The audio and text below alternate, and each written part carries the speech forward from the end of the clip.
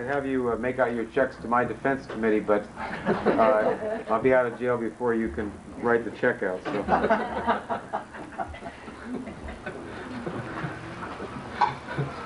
We had a meeting earlier today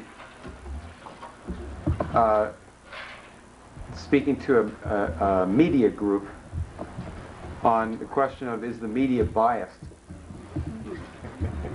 And particularly with particular reference to the Middle East.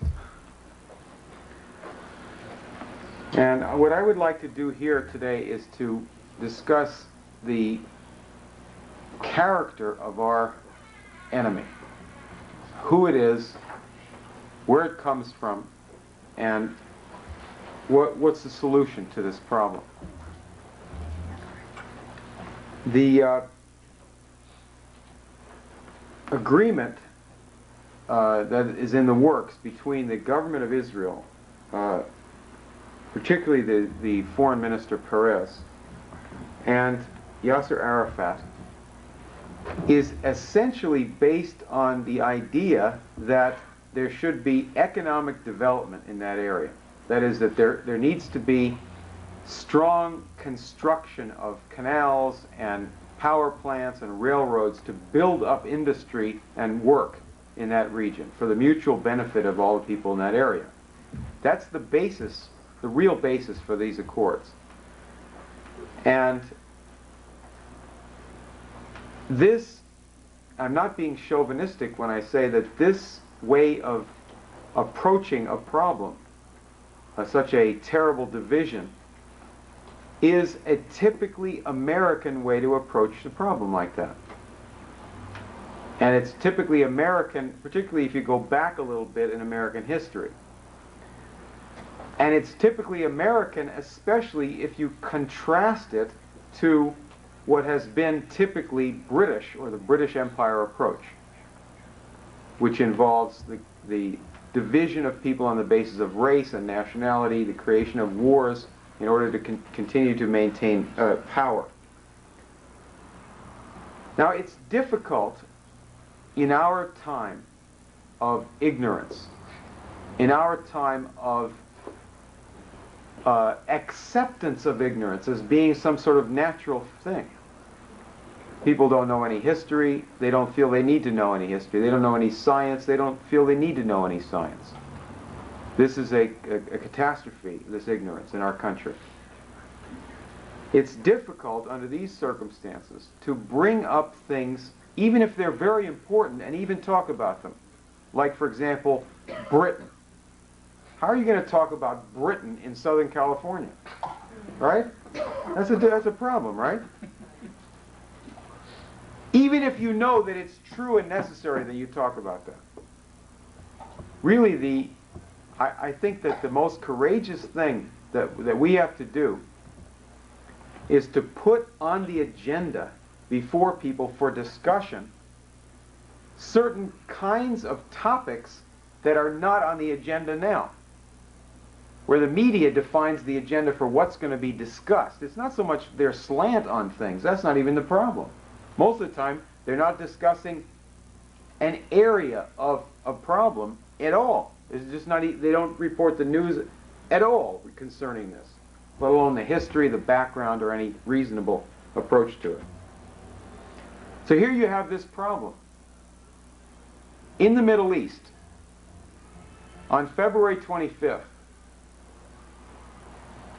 one or more people went into a holy shrine of the Jewish people, which was also a holy shrine of the Muslims, and systematically assassinated as many people as possible with automatic weapons fire while they were praying.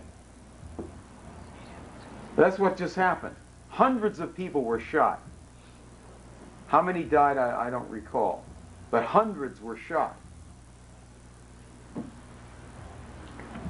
The killers in this atrocity were, of course, trying to break up the peace accords and destabilize the region. They were trying to rescue a certain type of British approach to things and subvert an alternative approach that could be of great value to the world.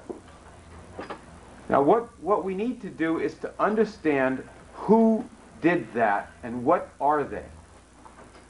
If I say that this is the British doing that, you have to understand what that means. That's not just, I mean, it's not some sort of indirect thing that we're talking about here. It's not a slander or just a characterization.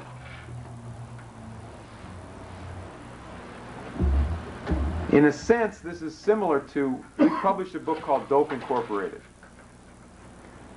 And that book took up the question of whatever happened. We're trying to understand the dope problem in America when we wrote that book, when EIR did that book.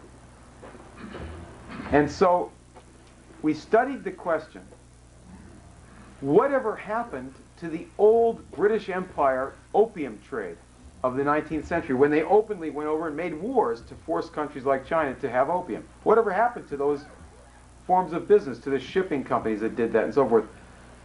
How did they leave that business and get into some other type, more legitimate business? And the answer was pretty shocking. The answer was they never did leave it, and they're still doing it. They just changed certain formats. They set up banks in different parts of the world over, but they still continue to do exactly the same business. Certain new areas were opened up, cocaine and so forth.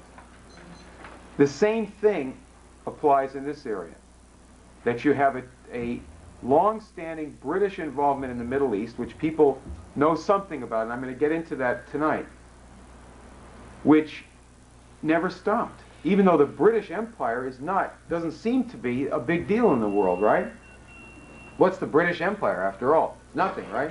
Went out of existence, more or less. Now, really, what's the International Monetary Fund? What are international bankers? What is the international media? I'm going to make a simple proposition on the killers at Hebron. There are two ways that you have to understand them. Number one, they are representatives of a British party. It's essentially British. And number two, they're gangsters. Now, by gangsters, I mean people who run dope, gun running, prostitution, robberies, murder, etc. And there's a political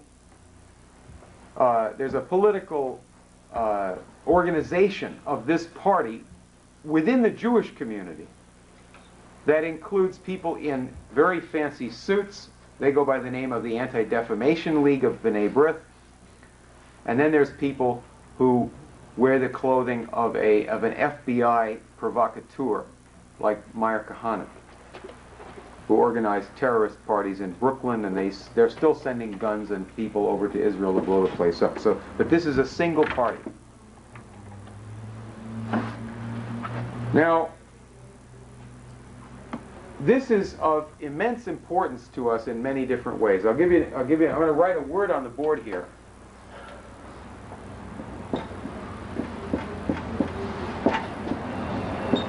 There's a company called the Hollinger Corporation,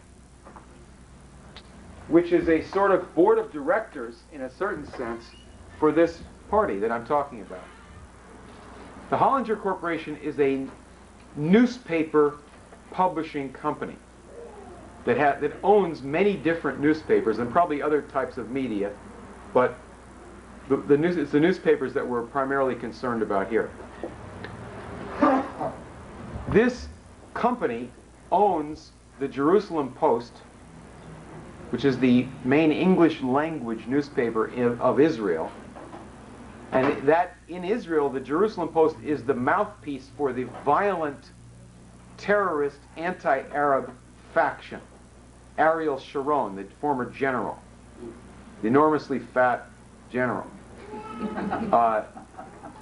He speaks through the Jerusalem Post. It didn't used to be like that. It was more of a liberal media. Now they call it right-wing. But you're missing the point a little bit unless you see the Hollinger Corporation owns it. They also own the Telegraph in London. the Daily Telegraph. They also own the Chicago Sun-Times. They also own the Financial Post of Canada, like the Wall Street Journal of Canada, and they own about 80 other newspapers in the United States. This is actually a British and Canadian company. Now here's the board of some of the people on the board of directors.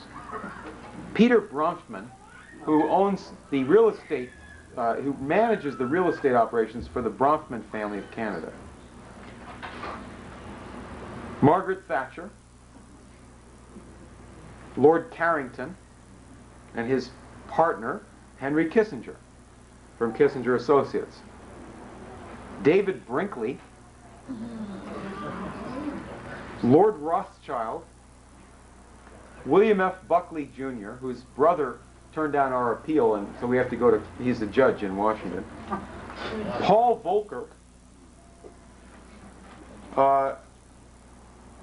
and Lord Wiedenfeld, who is the head of the Institute for Jewish Affairs in London, which is an Anti-Defamation League front operation over there. The London Daily Telegraph is the original source, and this corporation is the original source of the Whitewater affair. That is, these people from England and their representatives in Washington began to publish violent attacks on President Clinton at a certain point when he began to question certain British Empire approaches to things, particularly what was going on in Russia. He said maybe it's not so great that the IMF is saying that Russia should be stripped bare and people should starve and they should deliver all their worldly goods up to international financiers and gangsters. Maybe that won't work. He just questioned it a little bit. And remember, the chronology is very important, because what Clinton did around the same time as he and Gore both questioned this international liberal establishment program. Pretty wild, right, for Gore to question that? The world is interesting today, right? But it's Clinton first made that question. So he appointed Bobby Inman to be Secretary of Defense, who also questions some of these things, and Strobe Talbot to be Deputy Secretary of State. And Strobe Talbot had said, just before that, he was a special ambassador to Russia, he had said, maybe we need a little bit less shock and a little more therapy. Now they were talking about the so-called shock therapy that this crowd has been hitting Russia with. And if you keep backing Russia into a corner by saying you should be poor and starve, that welcome to capitalism, all you're going to do is turn them into an enemy, and they've got H-bombs. You want a World War III? That's a good way to get it. Maybe that's not a good plan. He said maybe that's not a good plan. So all of a sudden, both Strobe Talbot and Bobby Inman were accused of what? Being anti-Israel. Didn't have anything to do with what they were talking about. It's not true either. But you get a sense, you begin to get a sense of the party that we're talking about. Now, when I say that we're talking about gangsters, this is not just using that word in some loose fashion. We're talking about, for example, Meyer Lansky.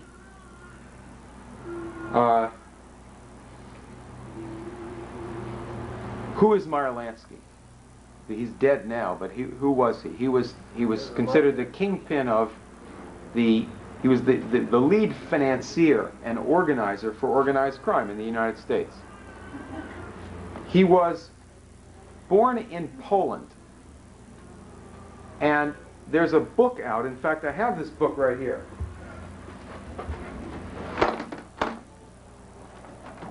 Did I bring it with me? There it is, around the floor. Here. Meyer Lansky. It's written by 3 Israelis. One of them is Yuri Dan. These people, the authors are Israeli journalists who are spokesmen for this party. they are mouthpieces for Ariel Sharon and the violent, extreme, racist, anti-Arab faction in Israel. And what they say in this book, which is entirely favorable to Meyer Lansky, is that Lansky heard from his parents in Poland about anti-Jewish attacks that were going on all the time and learned that Jews should fight back against these attacks. So that therefore, because of these attacks, whatever somebody like Lansky does is really morally justified. And obviously they're using this to relate to what they're doing, but that's not the only thing. Because you begin to find out that they are closely related to Meyer Lansky in their activities. And you see little incidents. If you don't know anything more than is in this book, you might not quite figure it out. But, for example, when Ariel Sharon invaded Egypt in the 1967 war, Meyer Lansky's organization sent him a basket of champagne and cigars in Egypt. Meyer Lansky's organization. And that's in the book. What's that all about? Isn't that weird? A general in a war, and he was criticized for doing that too. He had champagne and caviar and cigars from the Meyer Lansky organization in the middle of his war. Now, how is that related to what we have to deal with in politics? Well, it goes back, again, to this problem that you have, that the most important things that you have to discuss with people are things that they don't even think are relevant to anything. Give you an example. Any of you go to the movies, ever? Any of you ever watch television? If you consider the fact that Hollywood was set up and has been run by killers, by satanic killers, that is, people who murder again and again and again and again. They also set up Las Vegas as a coordinated operation. That after World War II, the British Special Operations Executive, that is the secret intelligence service of the British operating out of Canada and England, set up operations for the Lansky mob to launder drug money, to run things in the Caribbean, and to run gambling operations all over the country. And these people directly set up Las Vegas completely. They set up all the lottery operations in the country. Now this is taken on a professional look to it, with professional corporations involved, supposedly not related to these people. But this is the future of the United States. We're going to be doing nothing but gambling and entertainment. You have gambling, entertainment, sex, perversion, and sports. 25 hours a day and no other industry. You don't have to do any other industry. The schools will train people to be workers in those industries, right? If this party predominates. The bootlegging, right, the gangsters, the American organized crime is entirely British.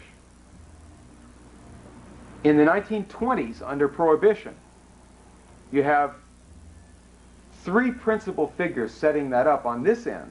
One of them is Meyer Lansky, who's running operations with his underling, Lucky Luciano, and Al Capone and various people in different parts of the country, especially as you got towards about 1930, completely dominating that. Then you have the Bronfman family in Canada, and a guy named Arnold Rothstein, who's in high society and goes over to England, and all of those parts of it coordinate with the lords of England.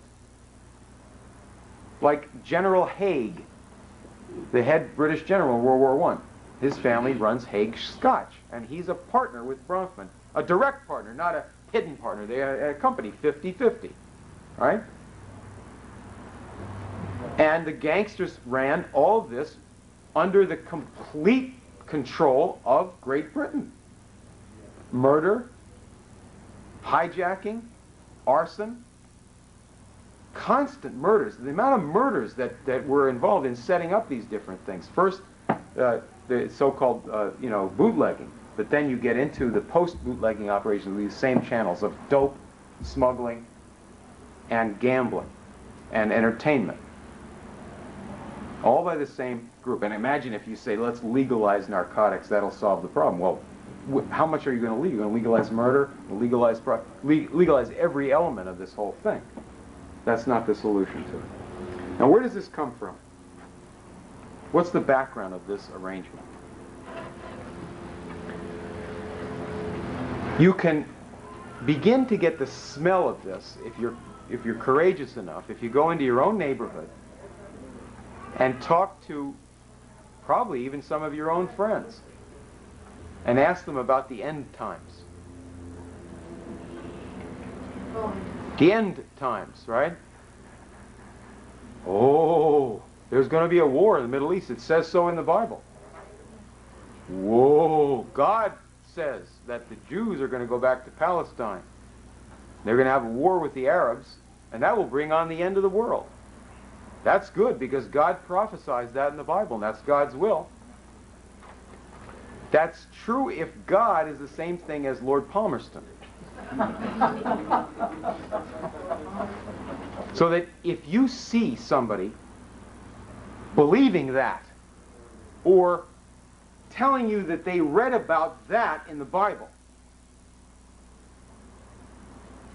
you have to know enough and be self-confident enough to try to get that person either some sympathetic attention from a professional person, which is yourself, or else at least don't try to get involved in a crazy conversation with them, because they're reciting British propaganda. Geopolitics, that's what's called geopolitics. In other words, the religion that's gotten into American Protestants, heavily in the black community, heavily among Baptists, and of course, it's a certain heart idea of Zionism, right? Is British geopolitics. First one who proposed that the Jews need to go back to Palestine was Lord Palmerston, the British foreign minister and later prime minister. In 1840, he sent a letter to the British ambassador in Turkey. Palestine at that time was part of the Turkish Empire, the Ottoman Empire. And Lord Palmerston said, the Jews as a nation desire to return to Palestine. And of course, as Abba Ibn pointed out, the Jews didn't know anything about that at the time. The British then sent troops a month later for the first time and landed them in Palestine. They didn't take it over at that time, but they started to, get involved. Now, after the Civil War, the British set up a very strange organization called the Palestine Exploration Fund. It was set up by Queen Victoria and by the United Grand Lodge of Masons and other people supporting Masonic ideas. What do? They went to Palestine, which didn't belong to Britain, it was part of the Turkish Empire, and they started to dig in the city of Jerusalem. Dig for ancient temples. Dig for any ruins that might be put to a certain use by the British Empire. The Masons talk about restoring the Temple of Solomon, and this is what Meir Kahane and some of these crackpots of the extreme wing in Israel talk about. We got to restore the Temple of Solomon. And then your so-called fundamentalists over here will say, yes, once that's restored, then we can have our end of the world. Right? End times. Oh boy. Why do they want to restore Solomon's temple? That wasn't the last temple. There were 3 temples. The last time it got closed down was the 3rd temple, not Solomon's. Solomon's was the 2nd. Why do they want to restore Solomon's temple? Because I think it might have to do with the fact that Solomon had more than God in his temple. He also had a few pagan gods in there, right? Read about that. Whatever it is, these guys from Britain went over there in the 1860s, 1870s, and dug way down.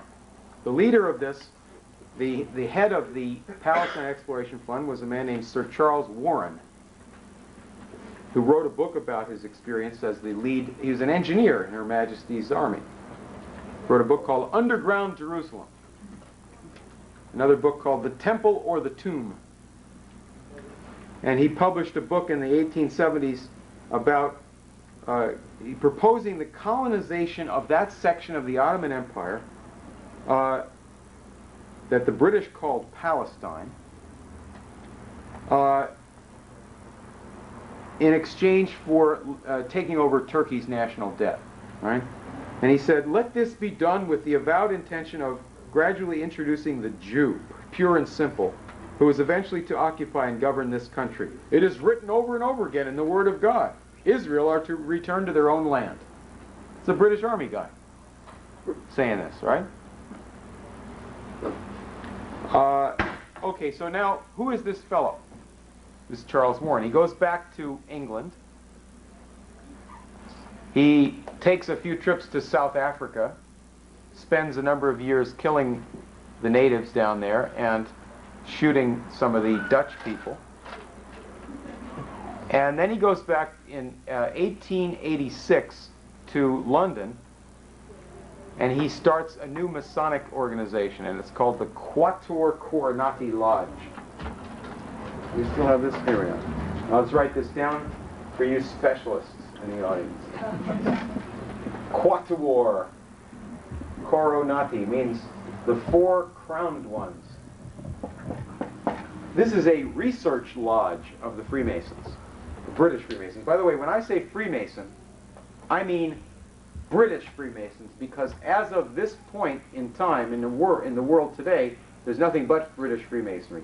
There's Prince Hall Black Freemasonry in America, which is very quiet and is intimidated by these other guys. But among white people on the whole planet, with a minor exception in France, don't say Freemasonry, say British Freemasonry, okay? It's British. Anyway, this is a special lodge they set up. This guy was the head of it. He had another job at the same time. He was police commissioner in London. And it just happened at that time that the royal family had a little problem. The grandson of the Queen married the wrong person, see? And they wanted to cover that up, and she was hustled off to an insane asylum, and all the witnesses were killed. Cut up with Masonic signs all over them. And they said, oh, it's a lone assassin named Jack the Ripper. And it was nice to have a police commissioner who was also the head of this lodge, Quatuor Coronati. Also, they had the assistant coroner who's in this same little group. And he lost his job because there was a big uproar about that, but so what? He helped the royal family out, you know. This lodge went on to do very interesting things. They produced some new groups in the world. You've heard about some of these groups. One group that they controlled was called the Theosophists. Another group that they controlled was called astrology. Astrology had been ended in Europe possibly hundreds of years before. There was some little bits of astrology that would float through France, etc., etc. But at least for 100 years, or much more than that, it was dead in France and Germany. And in the 1890s, the British reintroduced it into Germany and France. Why would they do that? Geopolitics. And these guys write about how they did it and how proud they are of introducing superstition into Europe. There was a group called the Order, capital O, Order of the Golden Dawn, that was organized by this little group in England, this research lodge, and who are the founders and promoters of Zionism also, right, in the sense of having actually undertaken this as a project. This group was later run by Aleister Crowley, is a pretty famous Satanist who came to Hollywood and helped start Hollywood early in this century. There was another, these guys were running Freemasonic and various occultist things in Turkey to shake things up in Turkey and prepare the way for the Messiah? I doubt it. Right? Prepare the way for British geopolitical games and control the route to India and so forth, right? It's a very strategic area, Israel, right? Palestine. Right between Europe, Asia, and Africa. So they had in Turkey all of these crazy false Muslim groups based on the Sufi tradition, run by the British. The B'nai B'rith was there in great depth, run by the British. There was a guy who went down there to Turkey from Germany and became involved with these British organizations, became a Turkish Freemason there and astrologer named Sabattendorf. I don't know if I've spelled it correctly, but he became famous later. He went back to Germany and founded another sub-order of this thing called the Thule Society, which is the people who taught Adolf Hitler about the occult. All run by the British. Houston Stewart Chamberlain was there living in southern Germany and promoting, he married Wagner's daughter and was promoting Nazism for the British. All right, so this is what they were doing. Now, the chief Zionist in the period right after this, before you actually got somebody doing something about Zionism, was a man named Lawrence Oliphant. A very strange man who was in and out of America as a spy for the British.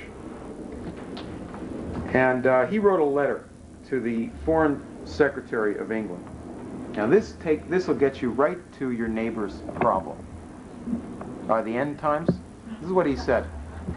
He said that he's a spy. He's a professional spy. His uncle is head of the East India Company. He's a personal spy for Lord Palmerston and then for other British governments. He came here and helped the Confederacy to try to break up the United States. He was all over the world doing these various revolutions and stuff. So he wrote to the Foreign Minister of England. He said that we have to set up a Palestine Development Company as the precursor for a Jewish state. This guy's not Jewish, right? He's a British aristocrat. He says most of the immigrants will probably consist of oppressed Jews from Romania and the south of Russia. He's writing this in 1878. He says, financing of this will be easy. Quote, any amount of money can be raised upon it owing to the belief which people have that they would be fulfilling prophecy and bringing on the end of the world. I don't know why they are so anxious for the latter event, but it makes the commercial speculation easy, as it is a combination of the financial and sentimental elements which will, I think, ensure success. And you thought that was your religion or your neighbor's religion. You didn't realize that it was this cheap operation by a bunch of British lunatics, right? Who say God said it. Isn't that amazing? In other words, they attribute a mass murder plan to God. And people buy it all over the place.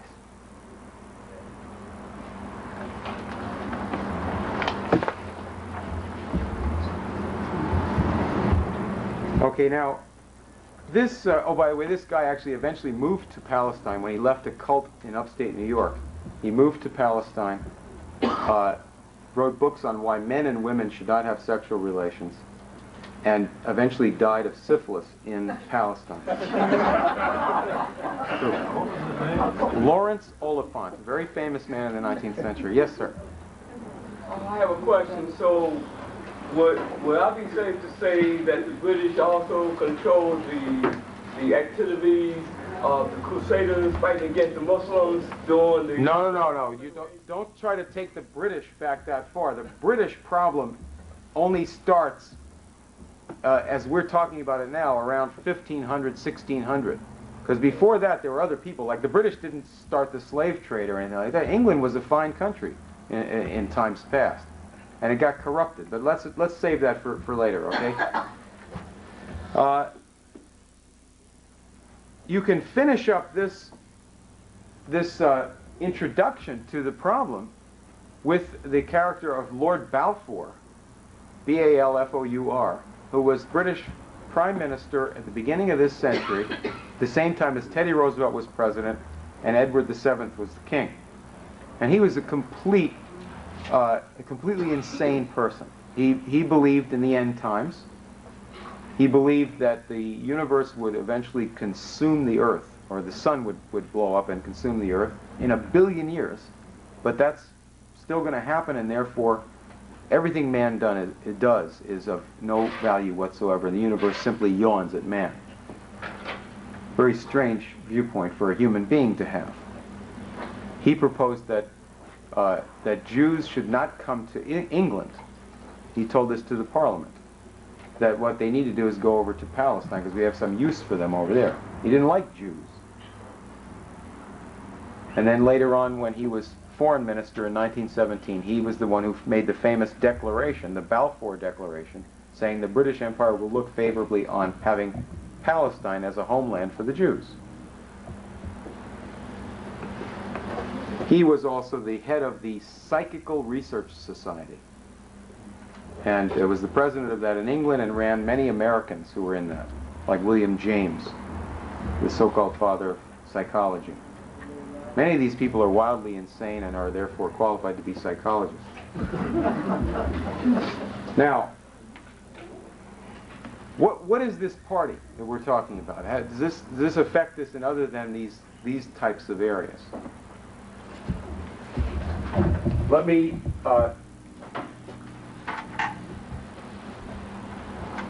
bring up some California problems. In 1974, 5, 6, I forget what year, there was a young student at Stanford University. He was 19 years old. He was from North Dakota. His name was Bruce Perry. And he had a lovely young wife, 19 years old, also from North Dakota. She's also a student at Stanford, and they're living in student housing for married couples. And one night, his wife was brutally murdered in the church at Stanford University, in the college chapel. It was a satanic ritual killing, and I'm not going to describe the details. It's very gruesome and disgusting. And the body was arranged in a ritual fashion and so forth. Everybody was totally shocked. The police went to this guy's house or apartment to inform him about the murder. He comes to the door and he's covered with blood. He said it was a nosebleed. And when they tested the blood, supposedly it was not his wife's blood type. The murder was never solved.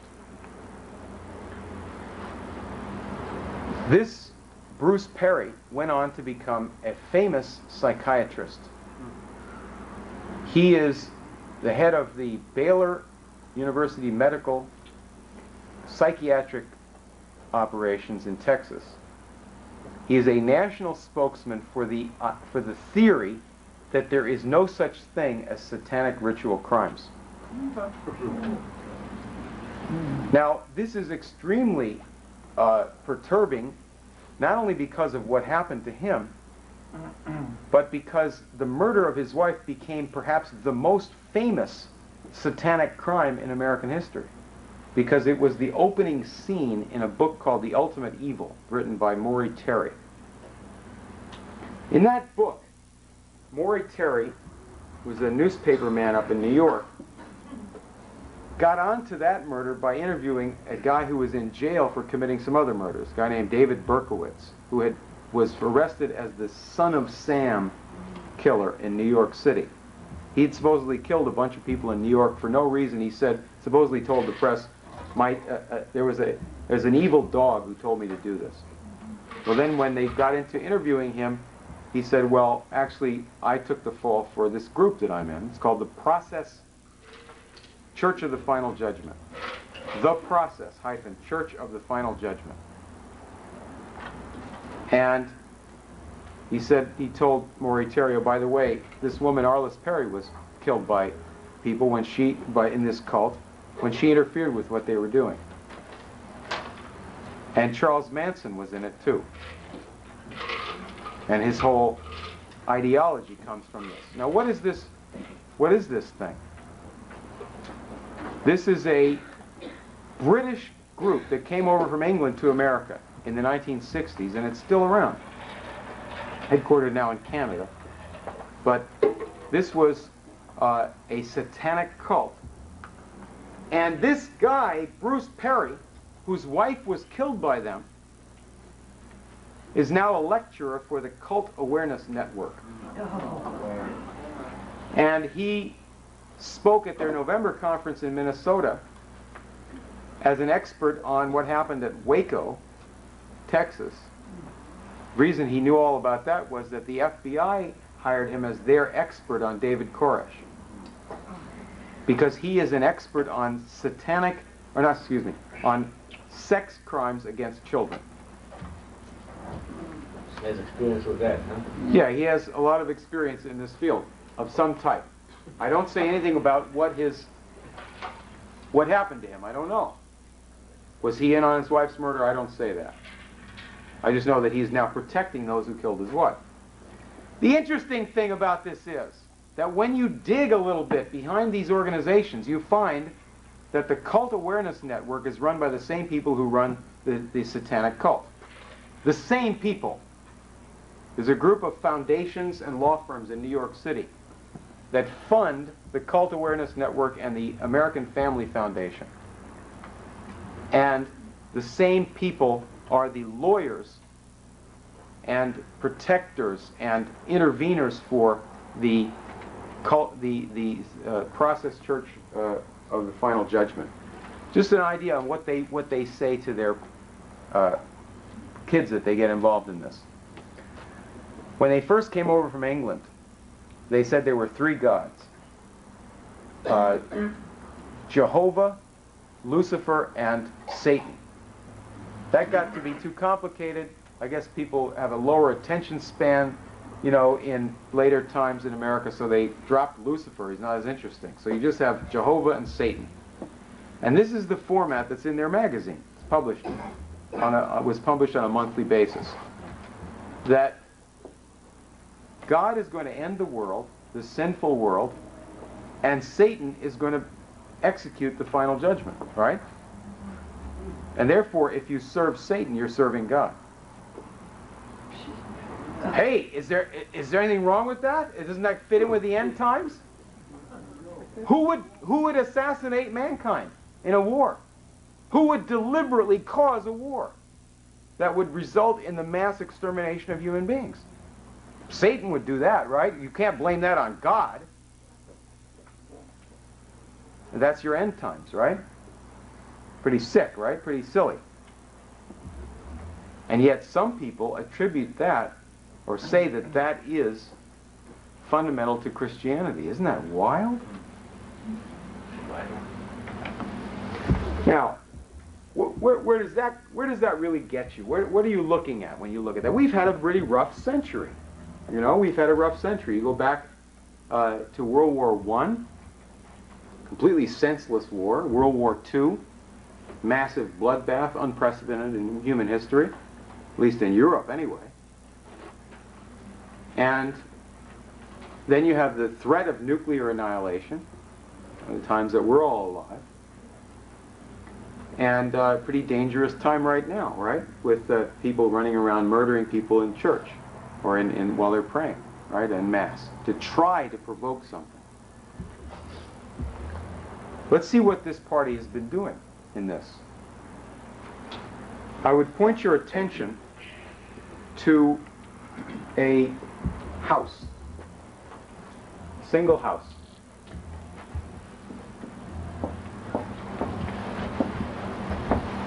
It goes by the name of Thorpe Lodge. This is a house in England. And a gentleman named Peregrine Worsthorn grew up there.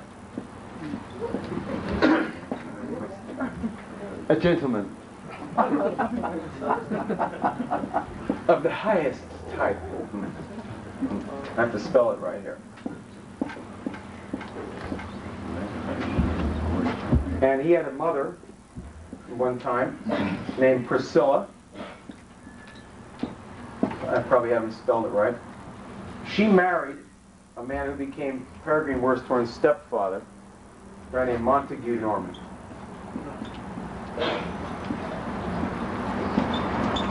And this was his house. So this is where Worsthorn became a mature individual and so forth. Montague Norman is famous as being the head of the Bank of England for 24 years, from 1920 to 1944. Longer time than anyone else. Anybody else has just been head for 2 years. Before he was head of the Bank of England, he was a partner of Brown Brothers, a banking company. And that later merged with Harriman to become Brown Brothers Harriman. But his family firm was called Brown Brothers, and the Brown Brothers man from New York would come to Thorpe Lodge early in the century and meet with Montague Norman. They'd discuss theosophy and various occult religions. That Montague Norman was a theosophist. By the way, the reason this is quite relevant now is that Peregrine Worsthorn is like the central character in the Hollinger Corporation. Writes for the Daily Telegraph. He virtually personally launched the whole Whitewater thing against Clinton. He also was the one who declared that Germany is going into a Fourth Reich and needs to be smashed. Not Hitler's Germany, because his father put Hitler into power. The democratic Germany needs to be smashed, right? So, in the 1930s, a guy named Hjalmar Schacht used to come to Thorpe Lodge all the time. He was the economics minister of Adolf Hitler. And he'd come to Thorpe Lodge, meet with Montague Norman, Daddy, and discuss the budget of Nazi Germany. Well, how are we going to carry on for the next 6 months in Nazi Germany? Oh, great master, head of the Bank of England, who runs all world finance, and who has given the Nazi German army all of our weapons, our tanks, and our machine guns, sold by British companies that you personally control, that you personally reorganized in the German marketplace until Hitler got to be sufficiently well armed that he could carry on. And of course, his family firm, Brown Brothers Harriman, Averell Harriman, George Bush's father, and other people, partners of that Anglo-American firm, paid the Nazis as they're coming up to becoming a power, the Nazi Party. So this is the pro-Hitler faction inside of England. There are people who don't appreciate Hitler in England. Montague Norman convinced the various people within the British government that they should go along with Hitler. So this is the fanatically pro-Hitler faction. Not pro-German, because he figured that Germany would be weaker under Hitler than a democratic Germany, which was considered to be a threat, because they might become a strong country, a stable country, allied with other strong countries like Russia, China, Italy, etc. Then what would happen if the whole world was a bunch of strong, independent countries? Why would you need international bankers to do any particular thing? All right? Why would they have any power? Well, why am I telling you all this? Just complete on this, on the question of the mental manipulations. In the 1930s, there was a group of foundations in New York City representing Rockefeller and Harriman. One of them is called the Macy Foundation, Josiah Macy, and a few other little firms in New York.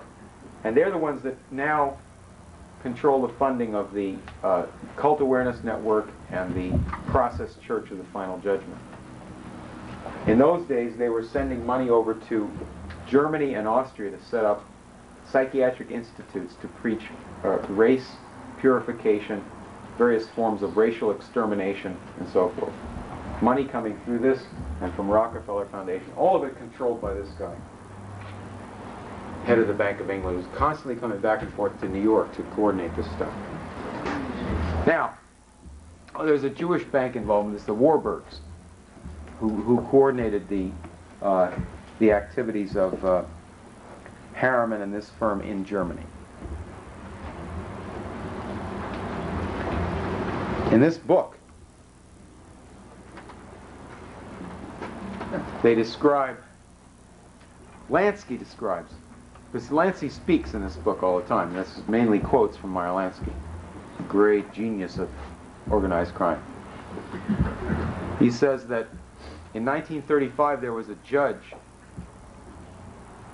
in New York State, a prominent man in the Republican Party, who came to him and says, Meyer, we need to fight Nazism, and you're the man to do it. We're going to give you all the money and legal help that you need, and go fight the Nazis. Pretty weird, right? The head of organized crime? And then he went out supposedly and had his thugs go and engage in fist fights with brown shirts, the German-American Bund.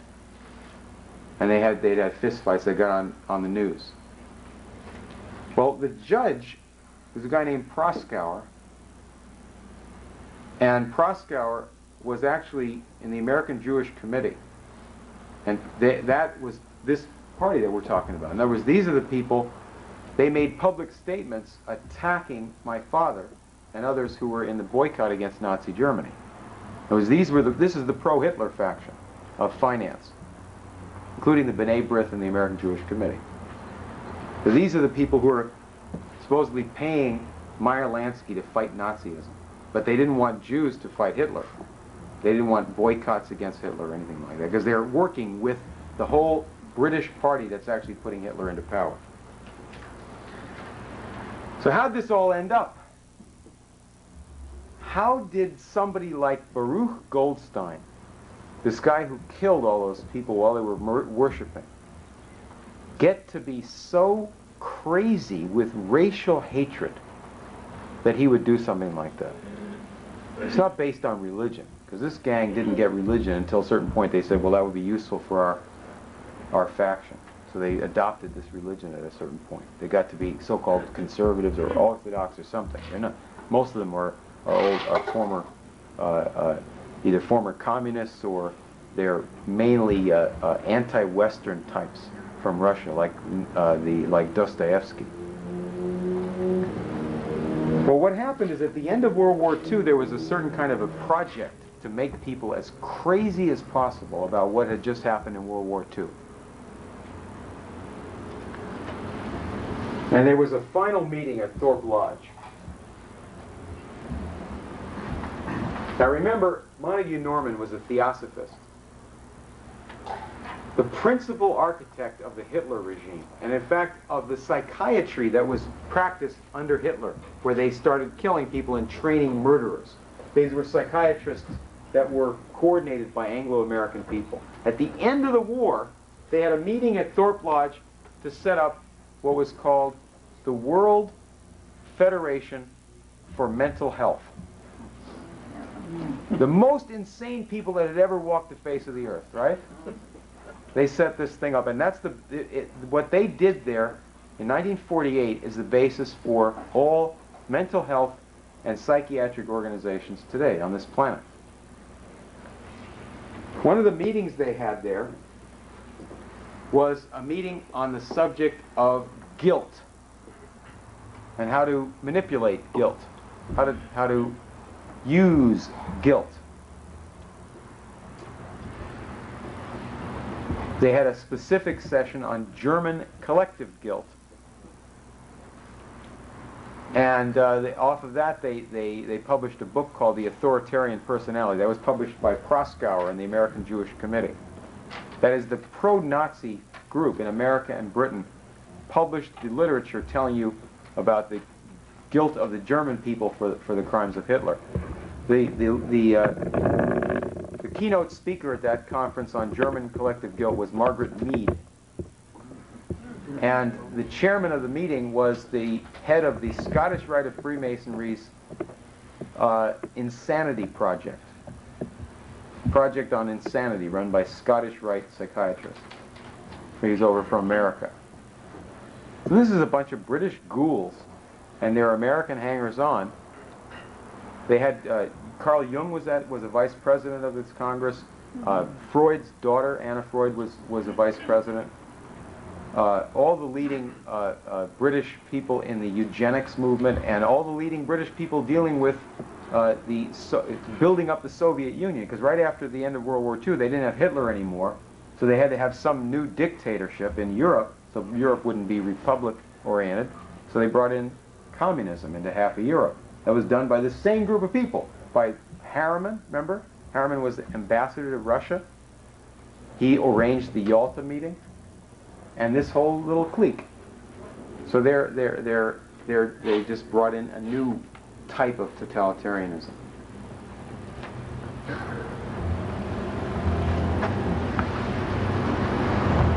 Now, what we need, instead of this party running the world or running these terrifying games in the world, is what I said at the beginning was the American approach to these things. What Perez and Arafat are working on, or were working on before this massacre, which is the concept of massive economic and industrial development in that region.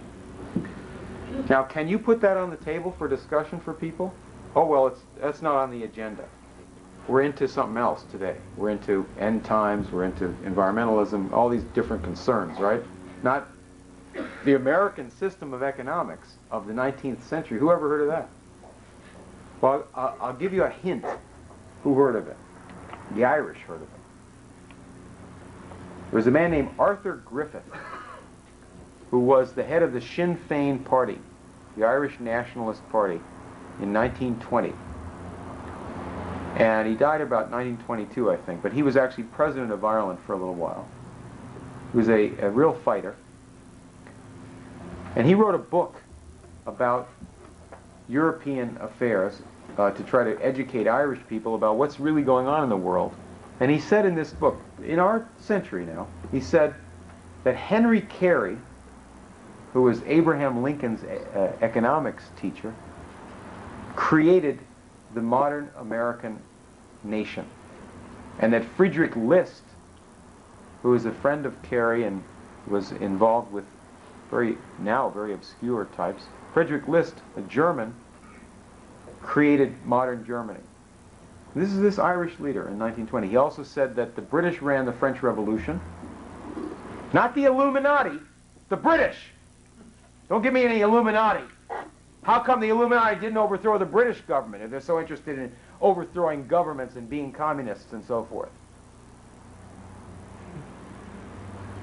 And he said that the British Secret Service paid the Free Trade Party in every country in the world to say their nonsense about free trade. The British prohibited imports of manufactured goods into England and dumped their trash on other countries to sell it and undermine their manufacturing in every other country while preaching free trade. Until at a certain point in the middle of the last century, certain countries in Europe wouldn't buy it.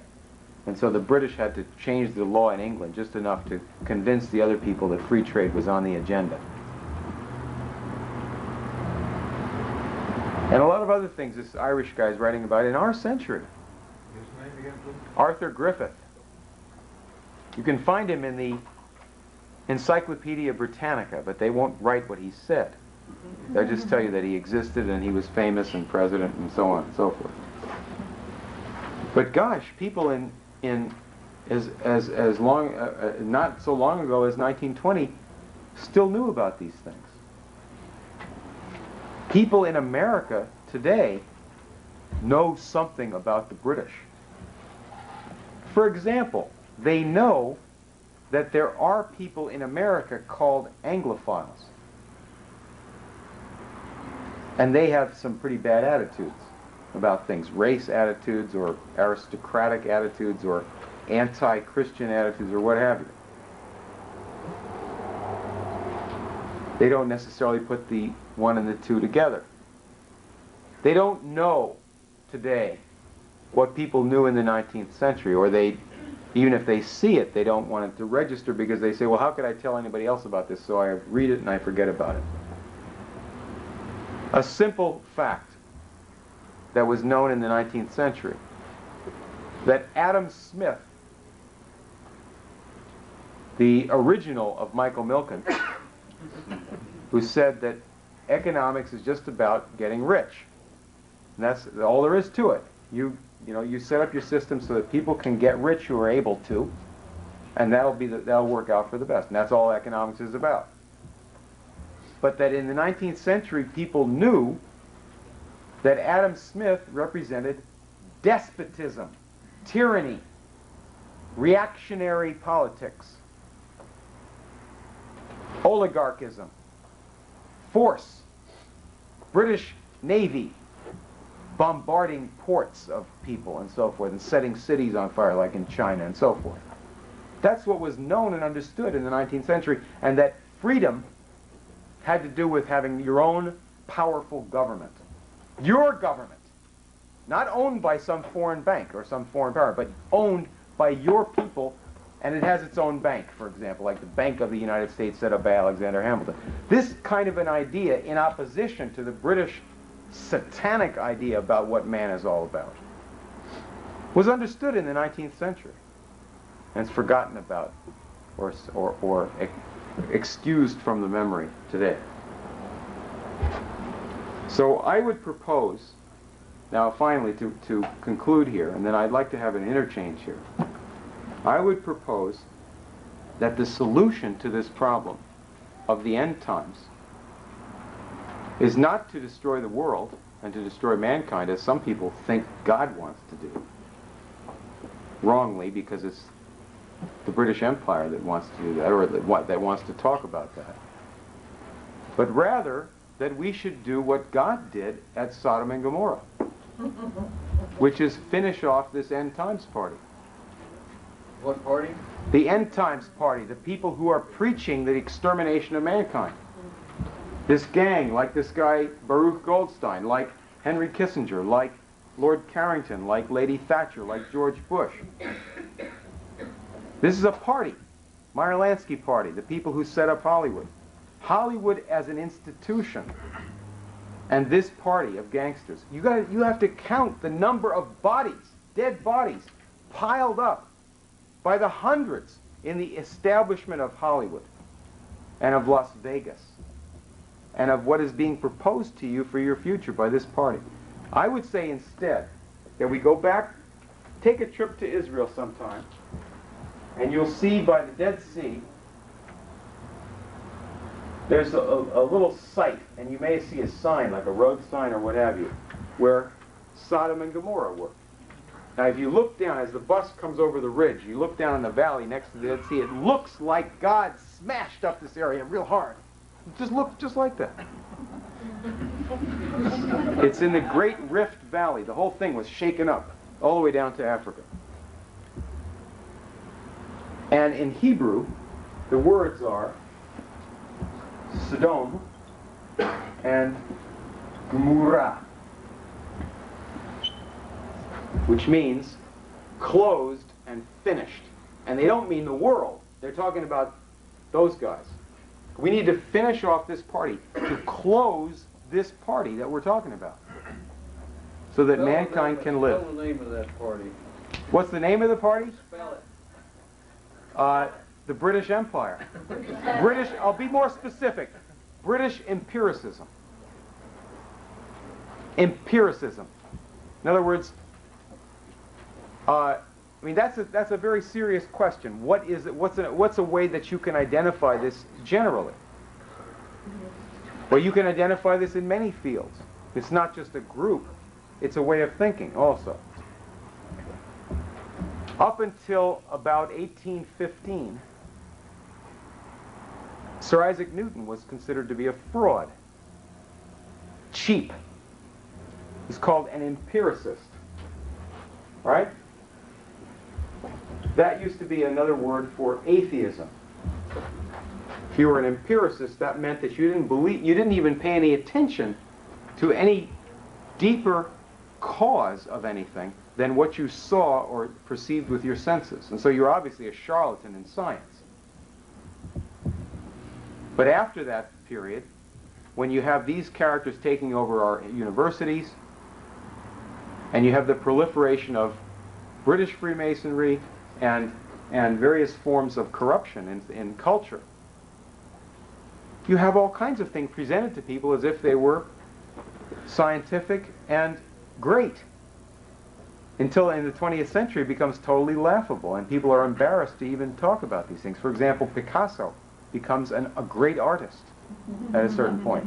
He actually was a decent second-rate artist at a certain young age, and then he started making these crazy things on the paper and was promoted by these guys, these oligarchs, these British characters. It's music the same way. Do you ever hear so-called modern serious music? Completely insane, deliberately insulting to the human mind, to human emotions, so forth. And they say it as if it were the same category of event as Beethoven. Not to speak of, you know, satanic rock music. In every field, particularly in physical science, in the sciences of physics and other areas, completely degenerate, laughable activities in the 20th century are promoted as if they were serious.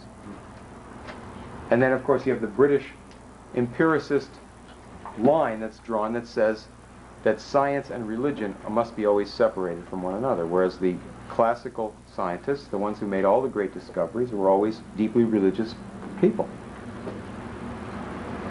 So, British empiricism, this way of saying that you should take a cheap view of the world. Life is cheap. Labor should be cheap. Don't spend too much time and effort on doing philosophy when you're going to deal with science. Just pick up what the senses say and publish something. And kill the scientists who are deeper thinkers or destroy their reputations. That's British empiricism. And the correlative for that in politics is this party. You have the specific group that's involved in the Hebron massacre. You have two political parties in Israel that were just banned by the Israeli government. One's called the Kach Party, and the other one is called Kahana Lives, or Kahana Chai, after Meir Kahana. And the Prime Minister of England, of Israel, when they banned these parties of the terrorists, of the Jewish terrorists, they said that the problem primarily of these groups is in the United States, is in New York, in Brooklyn. And they wish that the U.S. government would do something about these people. There's thousands and thousands of people like this in Brooklyn, with machine guns. They get their money from gangster activities, the diamond trade and dope smuggling. They're political provocateurs, and they're deep, deep racists. And the Prime Minister of Israel said, Judaism spits on these people. Pretty strong language, right? Well, if he says that, at least what we can do is investigate these people and say, let's try to clean up this party.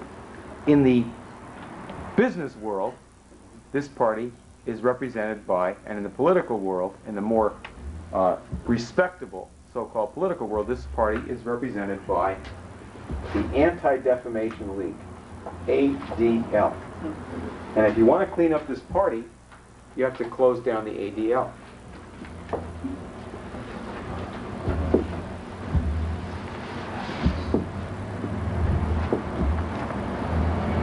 Yes? So are you saying that these secret societies have been creating these institutions all over the world to create illusions, to mislead man on a global basis to keep the different people fighting each other instead of looking at the real source? No, I'm not saying that at all. I'm saying something much more specific than that. What you just said is what you can pick up from 1,000 different conspiracy buffs, 1,000 different little newspapers, 1,000 different Freemasonic organizations, most of them who are doing exactly what we're talking about. What I say is the following, that for the last 500 years, we'll just limit it to that, there are two opposing ways of looking at mankind and two opposing ways of organizing the affairs of the people. One way is most strongly exemplified by the British Empire. They do things in one way. The other way is the American Revolution and the Union side in the Civil War. Everything that you have been taught in recent times is to try to avoid looking at the world that way. The British Empire, at the time of the American Revolution, what kind of business were they in? What did they do? What was their economic activity of the British Empire? Trade. They were trade. They talked about trade. They had ships that would bring things from one place to another. They were also in the insurance business. What did they sell? Well, one thing that they sold was slaves, black slaves. They had a company called the Royal African Company. It was founded by the Duke of York, and they used to brand the slaves D.Y. They also got into opium sales, and that became bigger later on. But they were doing that already at the time of the American Revolution. They would also corner the market in certain commodities and take them from somebody cheap and sell them at a higher price somewhere else by somehow rigging something the best that they could. And that was their whole mode of operations. In other words, in terms of criminal activities. Now, sometimes today, you'll get some crackpot who will say, you can't judge people in those days by today's standards. Why not? Today's standards are a lot worse than they were then. What are you talking about? These guys run the place now more than they did then. At least then we had a fight against that. Because in those days they were looked on as criminal. Nobody ever thought the slave trade was a decent thing to do. It was a criminal activity. Everybody knew that. That was one side. Now I want this to be crystal clear so there's no way to escape from it, okay? There was a revolution against that in the colonies. Who were the leaders of that revolution? Well, according to the communists, according to Jefferson Davis, and according to the British, all three of whom say exactly the same thing, the leaders of the American Revolution were a bunch of slave owners and slave traders. Right? All of the Southern secessionists, the Communist Party, and the British Empire all say exactly the same thing. And it's picked up on a lot of popular radio stations and so forth. And a lot of rap artists and so forth. The American Revolution was led by slave owners and slave traders. Okay. Supposing that's not true, then what? Then you've got a real bad problem on your hands, don't you? You've got a real bad problem. You might have to pay attention to history. It might mean something to you. Instead of just being a big ripoff. Oh, well, we don't have to learn anything about history because it's just a big ripoff. The world is a big ripoff. Don't you know Satan runs the world? No, Satan doesn't run the world. God runs the world. Who's God? Which God? The God that created the world. I don't know what his proper name is, but I know that there's a God who created this world. Well, you believe in magic, huh? All right, now, there was an alternative to the British Empire, and it goes all the way back to the Renaissance. Three principal leaders of the American Revolution: George Washington, Benjamin Franklin, and Alexander Hamilton. Take the revolution from the time of the formation of the organization, led by Franklin, all the way through the Constitution, principally led by Hamilton. Start with George Washington. George Washington, and these are the three principal leaders of the organization of our country at the beginning. the war against England and the creation of a national government. Start with George Washington, the most important Southern politician we've ever had. Right? Don't tell me about Jefferson Davis. George Washington is the most important Southern politician. Anybody who says the Confederacy represents the South is coming from the standpoint of British Freemasonry. George Washington, you couldn't get more Southern. He inherited a slave plantation, right? Born in the South, born in Virginia. What did he dedicate himself to do? To undermine and replace a worldwide British system of slavery. The whole world was a slave system in the British Empire way of thinking. What was his idea? He said, instead of having the cheapest possible labor and the cheapest possible raw materials that we grab from somewhere and sell somewhere else, and that's what we were supposed to do according to Adam Smith, what George Washington said is, let us have canals. He personally did the route for the Erie Canal. He led the fight for a canal out to the Ohio. He said, let us grow corn and wheat. Let us have fisheries. Let us have roads. Let us build industry. And let us have a war against the British Empire, because we've got to have a modern society. His farewell address was an address against listening to intriguers who would want to have secession. Okay, that's George Washington. Benjamin Franklin and Alexander Hamilton, the two of them, were the originators of the Anti-Slavery Society in the United States. Alexander Hamilton, born in the West Indies, the son of unmarried parents, not an aristocrat, possibly of black ancestry, came to America and had a program for opposing the British world slave system. Because he hated slavery. He saw it all around him in the Caribbean. And he did something that the British never forgave him for, never forgave America for. He set up a national bank of our country. A bank of the Republic.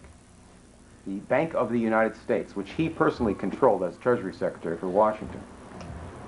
And what's the idea of that? Well, if there are international bankers that charge 10, 20% interest, no problem. You have your own bank that charges 3% and gets loans out to people who want to build industry and farming. And what's the purpose of industry, according to Alexander Hamilton? And this gets back, again, to the fight with these guys. What's the purpose of having industry and industrial development and technological progress? As he defined it in his report on manufacturers, he said, the purpose of having this industrial development is to have the human mind improved. Because if we live in a natural society, that is a peasant society, where people keep their place in nature and their place vis-a-vis the aristocrats, then each man is an idiot. Each man is maintained as an idiot by his superiors. So therefore, how do you change that? By having variegated, various, thriving, constantly new industries of a powerful industrial type with hundreds and thousands and millions of companies and private farms. And you do that in a country that gets power from that, and you have many countries that have power. And any country can do that and have their own national bank. And therefore not have international bankers dictating to that country. That's the basis for nationalism of a positive type. Now, if anybody says that these people were the slave party or slave owners, and that defines them, not only is it a lie, but it's coming from the British, who were the inventors, at least in our modern times, of the slave system. Yeah. Getting back to the national bank system, I was talking to someone about that today. How long, like, say you make the conversion, all right? Get rid of the IMF type of institutions, and you start making sovereignty out of all these countries in the world, right, with their own national banking. How long would a transformation of that kind of process take for, like, say, a country like Russia, for instance, or Africa?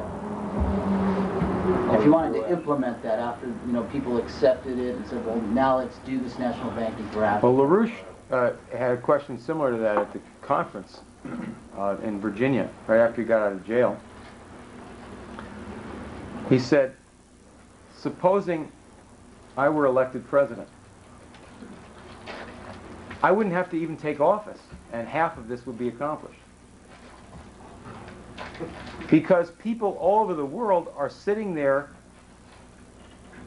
with wet diapers, fearing what's going to happen to them if they take action that they should take to defend their country. People are getting assassinated and having their governments overthrown just about every day for trying to do something for their own country. I'll give you an example. Somalia, that we sent our troops there to help feed people. If we had just not had the IMF there overthrowing their government when they tried to oppose the IMF, when they tried to build some dams or have some nationalist program, that would have been helpful to start with. In other words, you have nation after nation trying to take an initiative. Nigeria is taking initiatives now. Sudan is taking initiatives now. They're being hit. You can read this in the Los Angeles Times. Read about Sudan. I'm sure you'll find this in your local paper. I haven't read it, but I know you'll find it there. Right? The Sudanese are violating human rights. All right?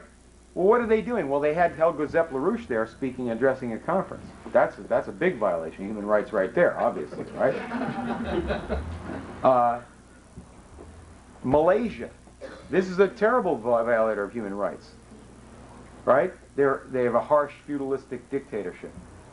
They also have all the national leaders subscribe to EIR. That's a terrible violation of human rights right there. Russia. Supposing any serious force in the West, like say the President of the United States, were simply to suggest to Russia, just suggest it, that Russia should do and can do with our blessing what we did to become a power, and not what the Harvard geniuses are telling them they should do, but just do what we did.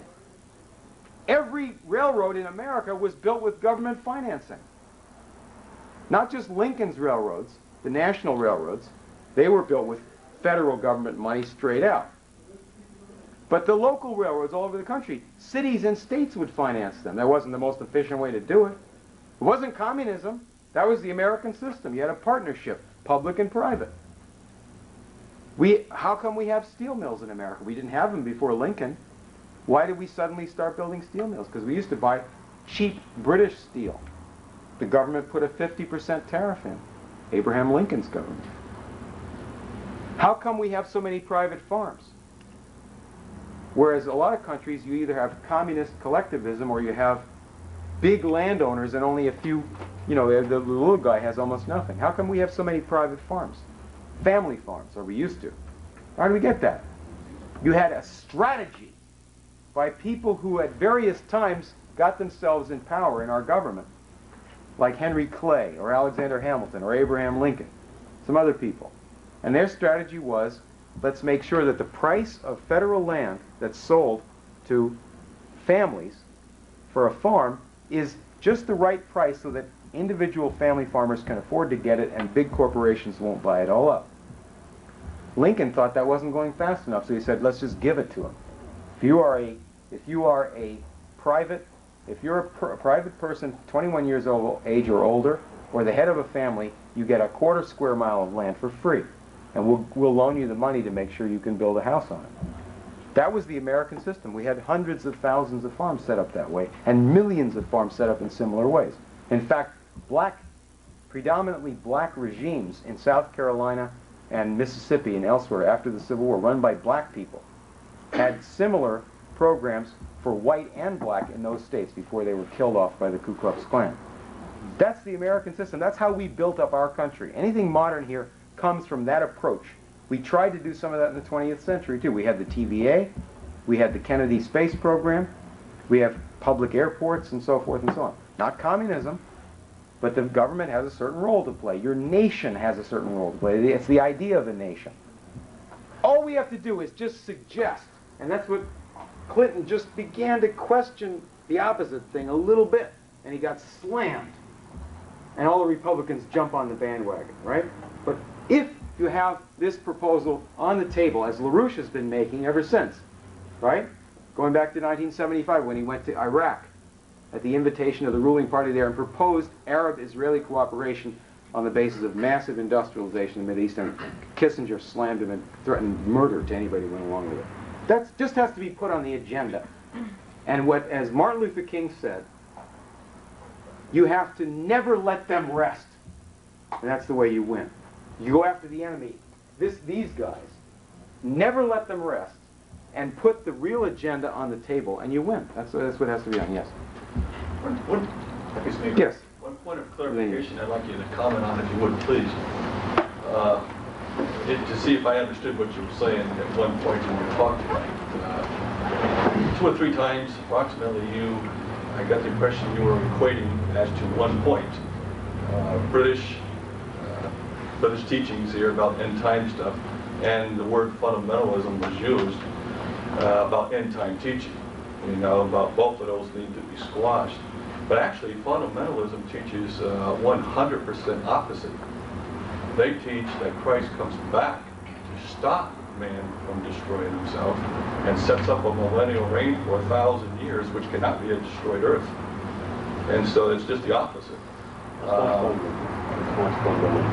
That is fundamentalism. On one of its proponents. No, I mean, terminology aside, what he's saying is true. That this so-called end times doctrine of the Masons and of the British Empire has nothing to do with Christianity. That people who believe in a second coming of Christ, based on the teachings of the founders of the Christian faith, have a different viewpoint, and it's also part of the Jewish faith. They claim that the Messiah hasn't come yet, but the concept of a future time when mankind will have a better life, based on a Messiah, based on God's grace to mankind, is the opposite. Is clearly the opposite from somebody who's saying that God is going to destroy humanity, really from the standpoint that God hates mankind and thinks that mankind is not worth having. It's obviously, it's clearly a completely opposite concept. Yes? Getting back to slavery, where did the Dutch slave traders figure into this? You know, the literature that's commonly available, I mean, the Dutch slave traders got here before Columbus. And it's always Dutch, Dutch, Dutch, Dutch. Actually, you had just to illustrate that, you had in New York State had significant slavery as a colonial state, and I think even a little bit after the Revolution too. This was Dutch. It was the Dutch influence even after the British were there. Their depot for the slaves was Curacao, and much of the Caribbean was under this Dutch influence. There was a lot of Jews that had fled from Spain or had been kicked out of Spain and Portugal, and had gotten somehow into the Dutch Empire and were in this slave trade. They were carrying out the Kabbalistic religion. But both Holland and England were actually latecomers in this trade. They did not invent the slave trade. The slave trade originates long before there are any blacks in the slave trade. That is, the European trade in slaves starts off with the Roman Empire, with various types of large slave operations. And then you have the Venetians, the city of Venice, which is entirely based on occultism and the slave trade, set up by people who were in the slave trade in Rome going to Venice. Venice, Italy, is in many respects the originator of the British Empire, what we're talking about tonight. And they're also the originator of many of these concepts of the so-called secret societies. That is, their idea of trade and of business is to have the cheapest possible labor, to have weak governments everywhere, constantly infiltrated by their agents, and to run the world on the basis of banking, secret agreements, and secret government. There's never any constitution or any transparent government. These people in Venice, at a certain point, lost the physical power of their empire, very similar to Britain later on. And so what they did at a certain point was to send Venetian bankers, diplomats, and various types of Venetian agents into Holland and England, and eventually took complete power in those countries. Set up companies in Holland and England modeled on what the Venice slave traders did. The East India Company of both England and Holland, and the West Indies Company of Holland, slave traders and looters of Asia, which is what had been done by the Venetians, but also the black slave trade, because Venice was the first European power to do that. 5 years after Columbus got here, in 1497, 5 years after he first landed in the Western Hemisphere, Venetian merchants made an official arrangement with the King of Spain to begin sending black slaves from Africa, 5,000 a year, into the New World. So hardly any white people had settled down anywhere. And there you have to understand why they did that. If you think it's just economics, you are missing the whole point of this. You know, it's like some communists talking about Africa. Well, you know, the colonials go to Africa in order to steal the raw materials. Well, that may be true, but you could get a lot more raw materials out of there if they had an educated workforce, if they lived in decent houses, if they had an education. Why won't you let them have those things? You could make more money if they did. Well, if they did, they wouldn't need you to run their country. It's power. It's power. So the Venetians wanted slavery in the New World because they didn't want the Renaissance here. They didn't want freedom. They didn't want the concept of man's freedom. Because you had another city, Florence. That's the originator of many of our concepts of government. That was opposed to Venice. That said, we have a dark world, superstition, epidemics, cities cutting their budgets, running out of money, being looted by bankers, people dying. Half the population of Europe, a third of the population of Europe died in one plague. So the people in Florence said, let's not have this Venetian system running the world. Let's look at these little problems as just part of a huge problem. And it's not going to be good enough for us to propose a little solution. Issues. Oh, stick to the issues, stick to the agenda. No, it's not good enough, they said. We need to solve everything all at once. Nothing else will be practical. Nothing else is going to work. This world is too far gone. So they said, let's build up beauty and science and industry and revive ancient learning and invent whole new industries and get the entire planet moving on a human basis. Make maps. One of these maps goes to Columbus. That's their project. And you have an opposite faction, an opposite idea in Venice. And the Venetian idea of slavery, of secret government, of man's degradation, of cults, of the Kabbalah, and so forth. That gets into England. They take over Britain, and eventually Britain becomes the capital of the slave trade. So, and Holland as well. But Holland, at a certain point, is like a minor partner of Great Britain under Britain's power. Yes, sir. I just want to ask somewhat of a trivial one. One of the things I had kicked back to me when I was talking about Alexander Hamilton was that he, during his time, after the Continental Congress had put out a script and so forth, he and his cronies had gone out and surreptitiously and deceptively bought up a lot of this script for nickels on the dollar's worth when they knew in advance that it was going to be redeemed in full value. What would be a good historical reference to check out the details on that? Because that's a smear as I see it, and I'd just like to be able to deal with it realistically. There are several books that are pro-Hamilton that you can read about smears of that type. Forrest MacDonald wrote a book. There's another book written by a lawyer in New York that's a generally rotten book, but it goes deeply into supposedly backing up Hamilton.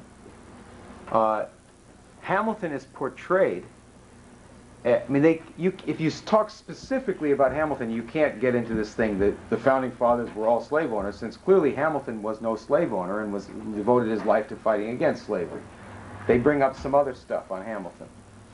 They try to say that he was pro-aristocrat or pro-monarchist, or that he was for the big man as opposed to the little man. Now, Hamilton's entire idea was that there should be a republic where the money power would be put entirely at the service of the change of that society. This is a powerful concept. In other words, that you would have a nation whose money and credit would be applied constantly to improving and changing the country. And he said that we have to have credit that people have some faith in. The government has to pay its debts. We have to honor debts. The thing is that the government has to be owned by the republic and not by some private operators. Because if it's owned by some private operators, they're going to get the government into $10 trillion of debts owed to them for no good reason. He said that debt is a fine thing if you use the credit for the purpose of the development of the country and not for some other purpose. So you have the populists today who make this horrible, horrible mistake of choosing the wrong side in the dispute between Jefferson and Hamilton. And in making that choice, they don't do it like Lincoln did. They choose the British side of this debate, that is Jefferson's economics, instead of Hamilton's. Whereas what Lincoln did was he said, Jefferson, as a young man, wrote the Declaration of Independence, or worked on the draft of it. That was good. That was against British tyranny and for the rights of man. And then, in terms of economics, you've got to go with Hamilton. That's the right way to look at things. Hamilton himself went with Jefferson later on for a very specific reason. Hamilton himself backed Jefferson for president, even though he was the head of the enemy party, because his own party, the Federalists, was so corrupt that he knew they were tied in with the British, and they would sell the country out. And so he said, instead of John Adams being reelected, let's put Jefferson's people in there. At least he won't give the country to the British. Hamilton did that. Wrote a pamphlet attacking President Adams. That he was the soul of the patriotic party. He was the brain power in the founding period of our country for the American system against this British slave power. And so the first thing to do really is to read Hamilton himself. That was what started me in being a historian. And this has happened to a lot of people, is that they will read a book about something and they'll form some conclusion about it, and then all of a sudden they will read the original guy and they'll find out that this person has some brains and he actually speaks to you today, and he speaks in a completely different way than they told you about. So read what he has to say, because he's fighting a fight. He's fighting a war. Yes, ma'am. I have heard of the B'nai in relationship to Freemasonry and also the ADL. And can you tell me exactly what is B'nai B'rith? Yes. B'nai B'rith, which is, the words mean sons of the covenant. It's Hebrew words. B'nai B'rith was set up allegedly in 1843 in New York City by approximately 12 obscure Freemasons. The B'nai B'rith was quickly centered actually in Cincinnati in the 1850s. And its virtual sole preoccupation was a very small organization. By the time of the Civil War, it had about between 1,000 and 1,500 members in America. Its preoccupation was to build up the party that was trying to break up the United States. They ran southern and northern, which were called Copperhead, political operations. And we've written a lot about this. I don't want to go into a whole lot of detail on that. But these people, even though most of the Jewish people in America were living in the north, especially after immigrants came in from Germany, and most of the Jewish people in the Civil War were pro-Union, the B'nai B'rith was entirely pro-Confederate. And many of its leaders were arrested by the United States as Confederate spies during the American Civil War, including the head of the B'nai B'rith operation in Washington, D.C., Simon Wolfe. He was arrested almost immediately upon coming to Washington by the head of Lincoln's Secret Service. Later on, he was a close friend of John Wilkes Booth, and the day that Lincoln was assassinated, he went drinking with John Wilkes Booth, and they supposedly talked about John Wilkes Booth's personal problems, and a few hours later, Wilkes Booth killed Lincoln.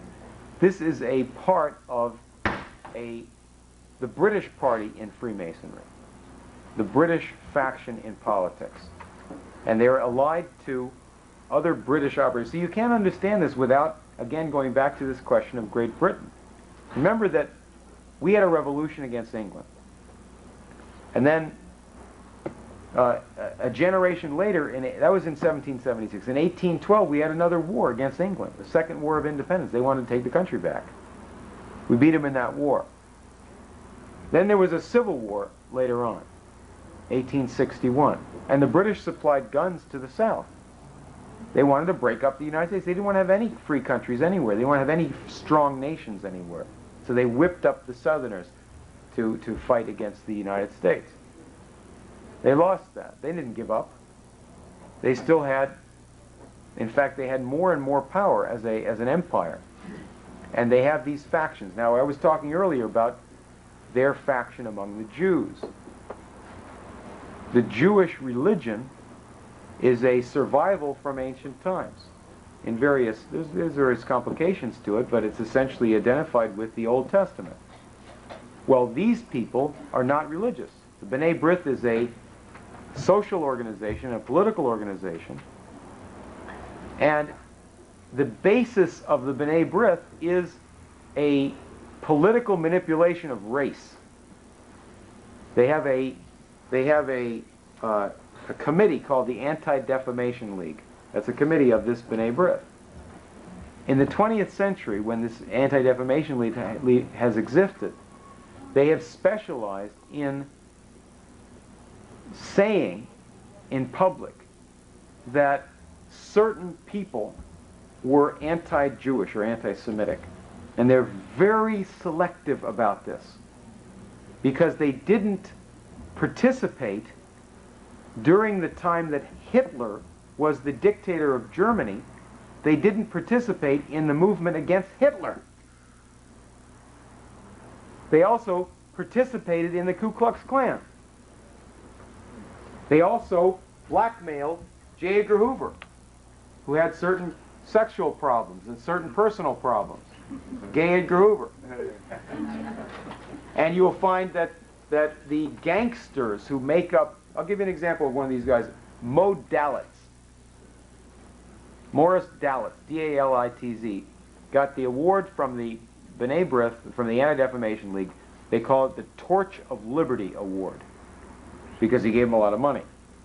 But also because he's an owner of Hollywood Productions. He is he's the main corporate owner for Meyer Lansky in Las Vegas. He is one of the 5 or 6 chiefs of organized crime in America. There are other people like Kenneth Bialk and others. Organized crime of the Meyer Lansky faction, that is Jewish organized crime, is represented in the political world by this Anti-Defamation League. Now, what is their religion? See, this is where you get down to the brass tacks of the thing. In New York City, they had a chancellor of schools recently driven out of office by the voters and the parents because he was promoting something called the Rainbow Curriculum. Sounds vaguely like Jesse Jackson's Rainbow Coalition, right? Good liberal mishmash, right? Well, this rainbow curriculum promoted the idea that the children should be taught to be comfortable with homosexuals, with adult homosexuals.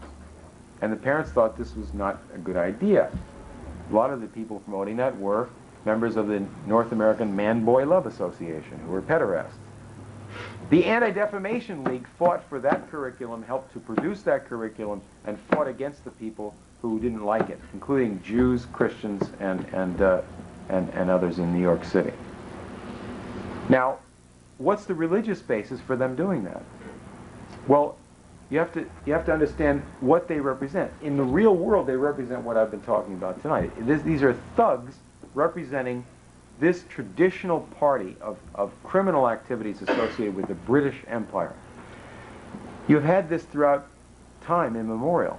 You've had people who are associated with crime and who would say that they have something to do with religion, but they represent something different than that. You cannot understand these things without studying their history, and you have to ask the certain theological and other questions about them, certainly, but you have to see what they do in the real world, and they are the party of organized crime in the United States. Yes, in the back. Yeah, you touched on Hollywood's role in connection with the British. Yes. I just want you to kind of elaborate on what role does Hollywood play in all this?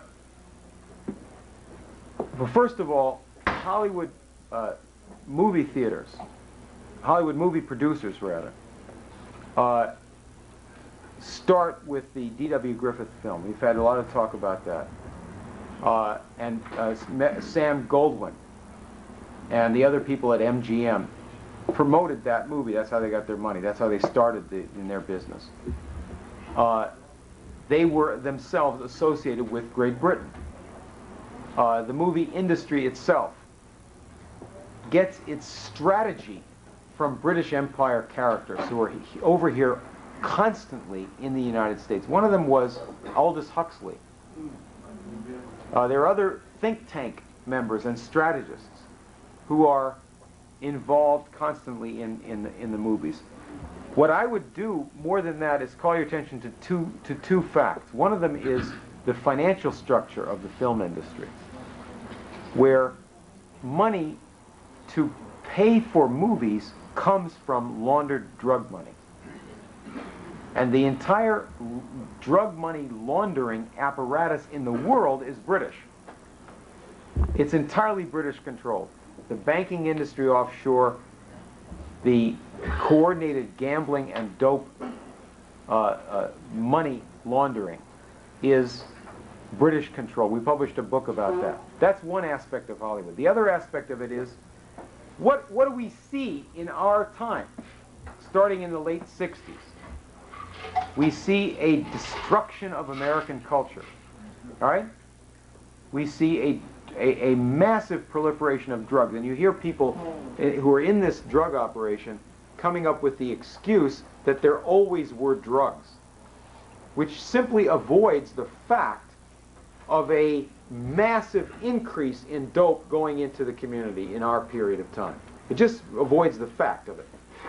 What launched that was a project American agencies like the CIA participated in, American doctors like the Scottish Rite in Boston participated in, psychiatrists from that, American institutions.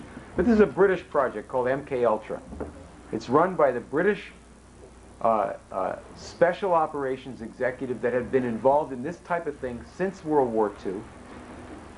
Aldous Huxley, H.G. Wells was promoting this before they, a long time ago. But the point is that the British had the idea that American society was too much oriented to the power of reason and technology. They criticized the space program, they criticized our technological advancement, and they ran operation after operation to bring here a new form of culture, which we got in the 1960s and beyond that. And you have to, that is what Hollywood really is today. We would never have tolerated what you have on the screen today. Horror movies designed to make you insane with fear.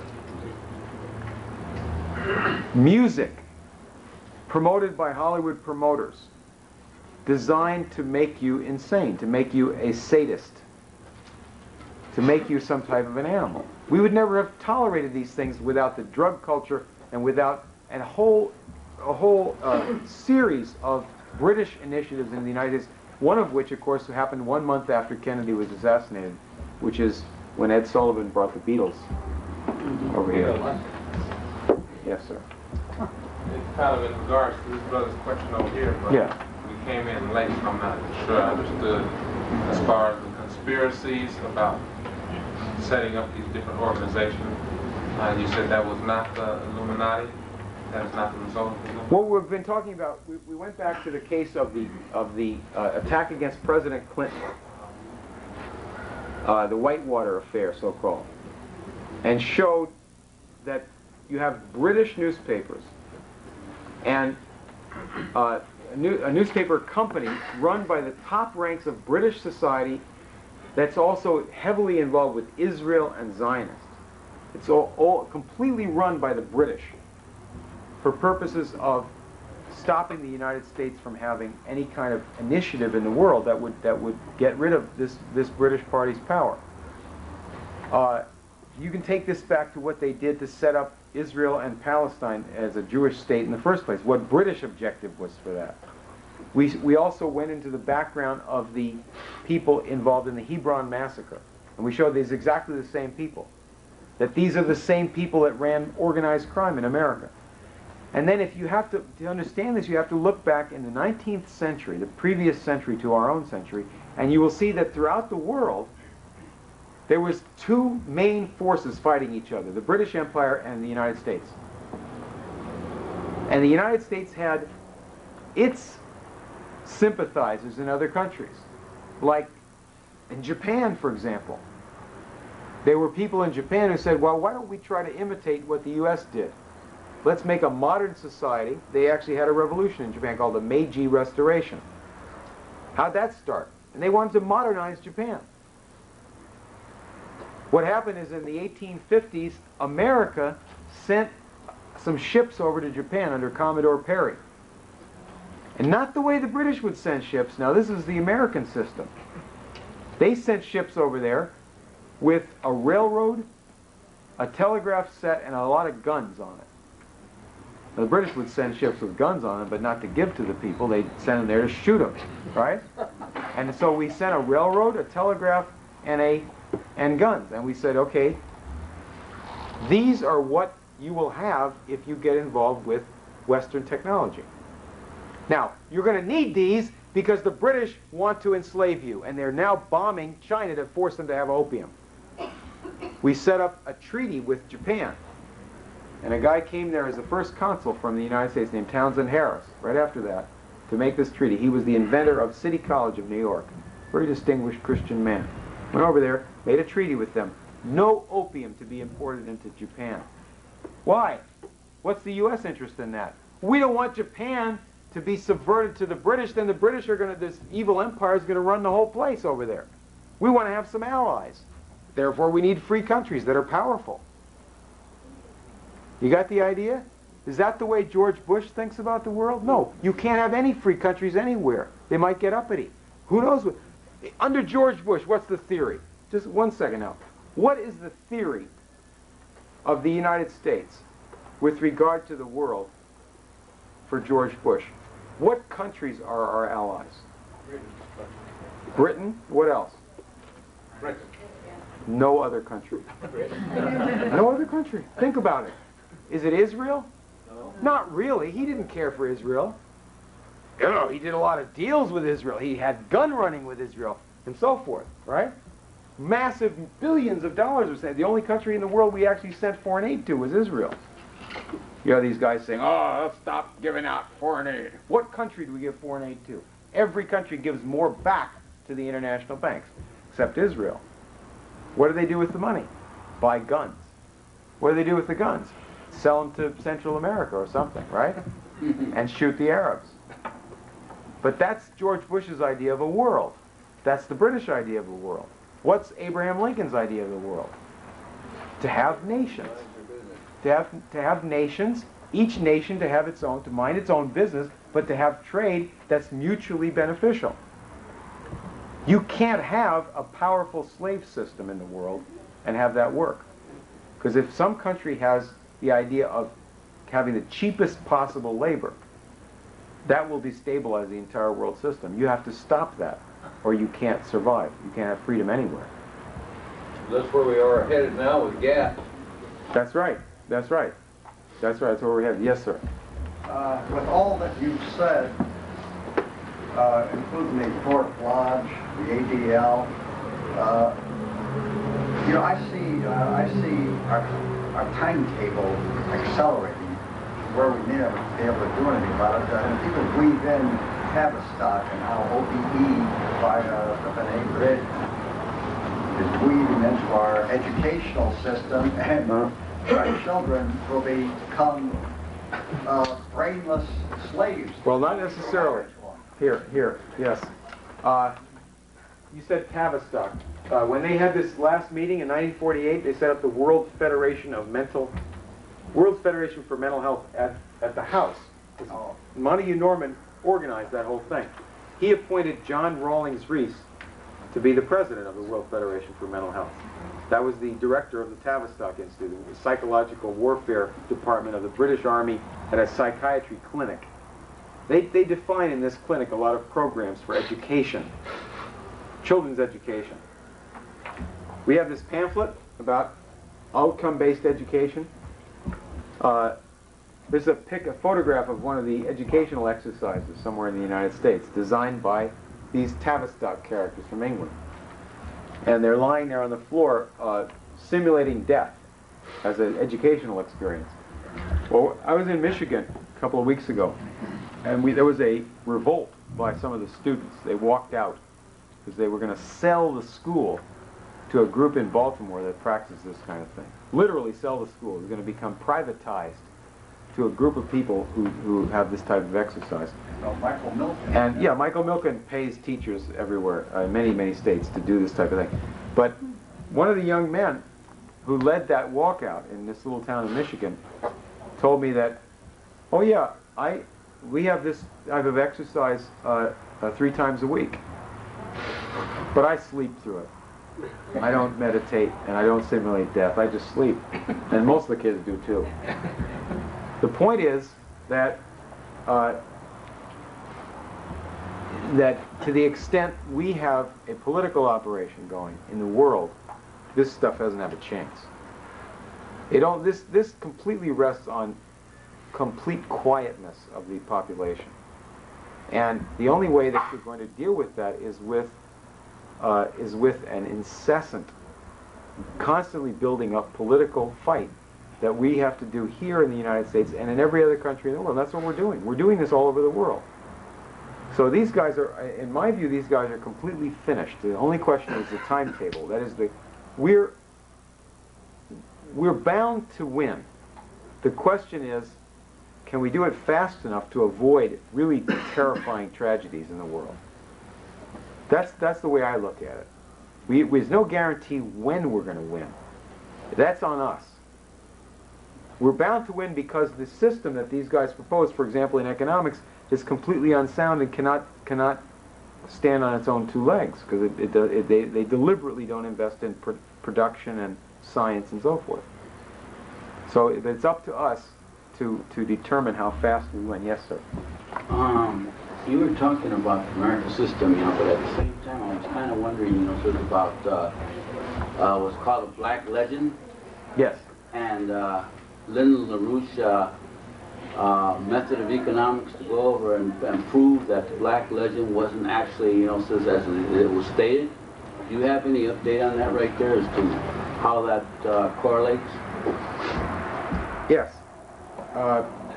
Say something on that. Black legend means, historically, it refers to the theory that the white Christian Spaniards, Catholic Spaniards, came to what is now Latin America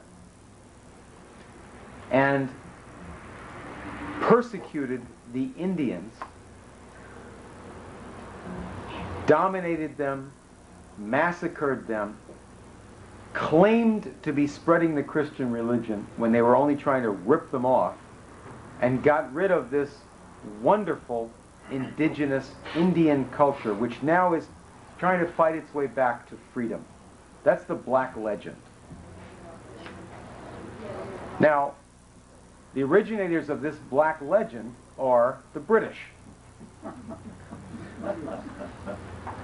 They're, in a certain sense, it's a mirror image of exactly what they did everywhere they went. They massacred the natives.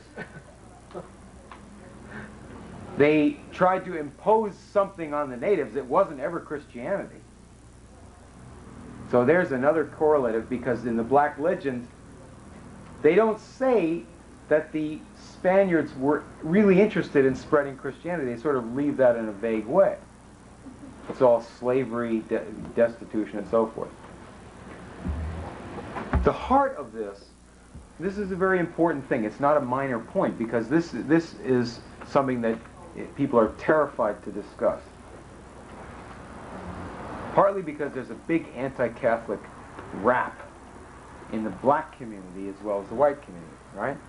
The Masons spread this stuff. It goes right through the Masons. It comes from England. It goes through other channels. It goes through the Protestant church also. You are told when you go to school that you do not have the right, and you're told this by the media as well, that you don't have the right to compare one culture with another and say that one culture is better than another one. That's racist. Now that's an insane way of thinking. The way this applies to the black legend is to say that the Christian Spaniards who came into Latin America and intermarried with the Indians, forming a new so-called race of people. I don't go for this race thing. There's only one race of humans. Forming a new color or a new color scheme or whatever it is, right? That they got rid of this wonderful native culture.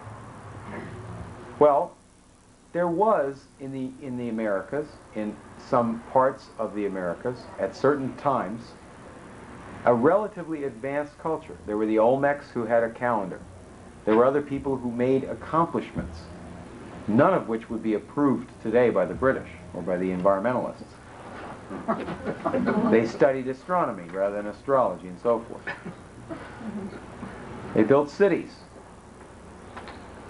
In some places, they fell to great depths of degradation. For example, the Plains Indians. If you would want your children to live in the degradation of the Plains Indians, forget about the white man's role in anything to do with them. Who did not have settled agriculture but chased buffaloes off cliffs. Who lived in a state of warfare. Not all Indians did, but some of them did up there. Much worse than the Plains Indians, the Aztecs in Mexico, who practiced satanic, not just rituals, but sadistic satanic acts, and were the scourge of neighboring peoples, including peoples that had had a higher culture and had invented technologies and cities which the Aztecs took over and did not invent themselves, and are given credit by a bunch of anthropologists who hate all dark-skinned people anyway. Now, if you were not to say that the European culture, European Christian culture, that came into Mexico was better than the Aztecs, that brought in churches, that brought in music. You ever hear a mass written by a Mexican composer in the 1700s? You should, they're beautiful. Did you ever see some of the churches they built? They're beautiful. Do you know that Mexico outlawed slavery? Spanish Mexico. Not Aztec Mexico. Aztec Mexico is based on slavery. Spanish Mexico, Christian Mexico, Catholic Mexico, outlawed slavery. All right? What year? What's that? What year? When? As soon as they had an independent country, 1811. So, now, are we not able to compare the Christian culture to the Aztec? I think we should. How can you prove that that's the right thing to do, that's moral and not racist? Let's compare make a few other cultural comparisons, which are by your politically correct school teacher or media says you're not allowed to. Let's compare the culture of the United States of 1994 to the culture of the United States in 1963. We're a lot worse than we were. We don't know as much. We're not as moral in almost every sense of the word. Life is cheaper. We don't believe in preserving human life. We have mass abortions. We have mass pornography. We have mass drugs. We have mass homosexuality. We believe in killing grandma, and half the population agrees in this now, right? Euthanasia. We don't know as much. We don't know as much science, foreign languages, and on, right? So the culture has declined. I think we can reverse that. But you've got to be able to compare what we were in the era of the Kennedy space program and the Martin Luther King civil rights movement, which uplifted our country and was an example from past times also. We had things similar to that. So our culture is worse today than it was in '63. Let's take Germany. Compare Germany 1943 to Germany 1798.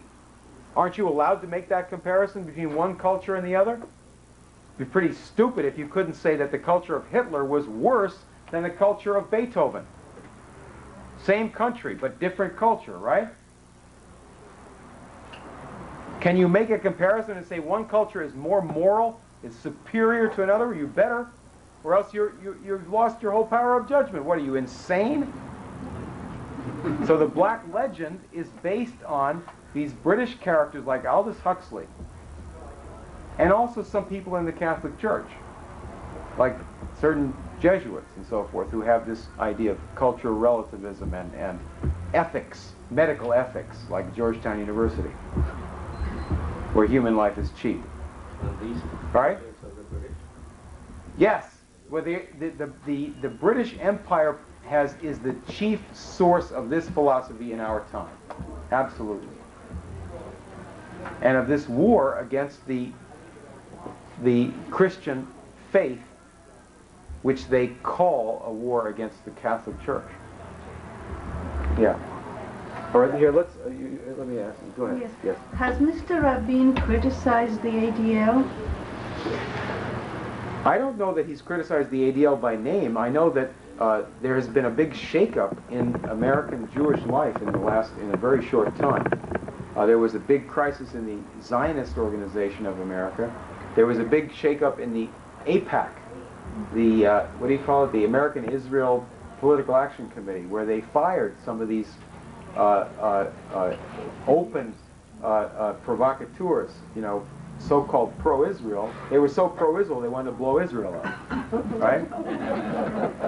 And the Israelis don't appreciate that. They have a country to run. That's the way they see it.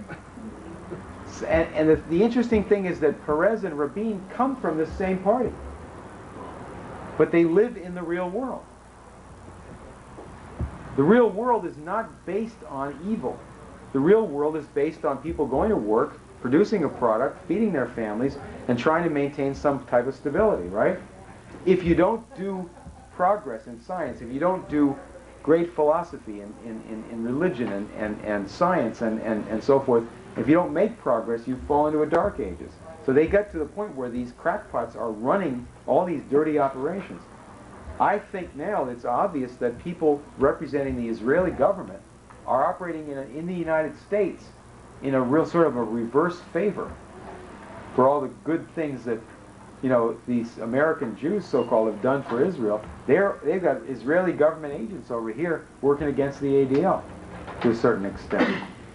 You had a guy down in Texas, in the Jewish Federation of Houston, just a couple weeks ago, had a speaker from Germany who had been in the German resistance to Hitler, the White Rose organization. He came to Houston to speak at the Jewish Federation, and he said that the idea that Germany is overrun with neo-Nazis is a lot of baloney. There's no such danger. And the idea was to try to counter this hysteria promoted by Meyer Kahane and the Anti-Defamation League for fundraising and other purposes, that everybody in the world who's not a Jew is a Nazi, particularly Christians, and that Christianity itself is the same thing as Nazism. They said, wait a minute, if you promote that, all you're going to get is Nazism. Yes, ma'am. What is the relationship between the Rothschilds and the Rockefellers owning all the banks and all that, and FEMA and all of this? Is it all tied into Britain too, or what? Well, you want to be specific about some of these famous names. I'll respond to that. That the Rothschild family is not an ancient wealthy family. It became a powerful family in the really in the early 1800s. They set up a private intelligence operation in Europe, but they became very powerful, chiefly because they were, in a sense, the private brokers and bankers for the crown, for the British royal family. And in a sense, they made the British royal family a lot richer than they had been. And there was a sort of a mutual benefit operation. The Rothschilds in the 19th century were widely understood in the world as representing the British crown. Now today in America, you would see people, Spotlight magazine, for example, might identify the Rothschilds as representing, they might, I don't know, it depends how something is written, but they might identify the Rothschilds as representing the Jewish money power. They might say the same thing about the Warburg family, which is pretty interesting since the Max Warburg, the head of the bank, was also the vice president of Hitler's Reichsbank in the 1930s. So you'd have to come up with a real complicated conspiracy theory there, you know, as to why the Jews killed off the Jews, right? That's not the point. You have in the world, this British Empire, a great power. Until recent times with great fleets and the ability to raise great armies, usually using some colony, not their own people. A lot of money and a lot of agents and so forth, but tremendous political power in the world. And the chiefs of this empire were bankers. They called them merchant bankers. They're not like the banker down the street. These are people that deal in trade and have control over masses of commodities. And then you have people in America like and so you have some of these are Jewish, some of these are non-Jewish. These are in the British ruling circles. All right. Then you have Rockefeller. Now Rockefeller rose to power in the late 1800s in the United States. He had a British partner, and he began getting British financial support. For what? He was a businessman in Cleveland. His business with a British partner and with British money, his business was to steal other people's oil. And he set up a refining business and a shipping business to channel other people's oil wells and their products into his control, his financial control. In the beginning, he never drilled an oil well.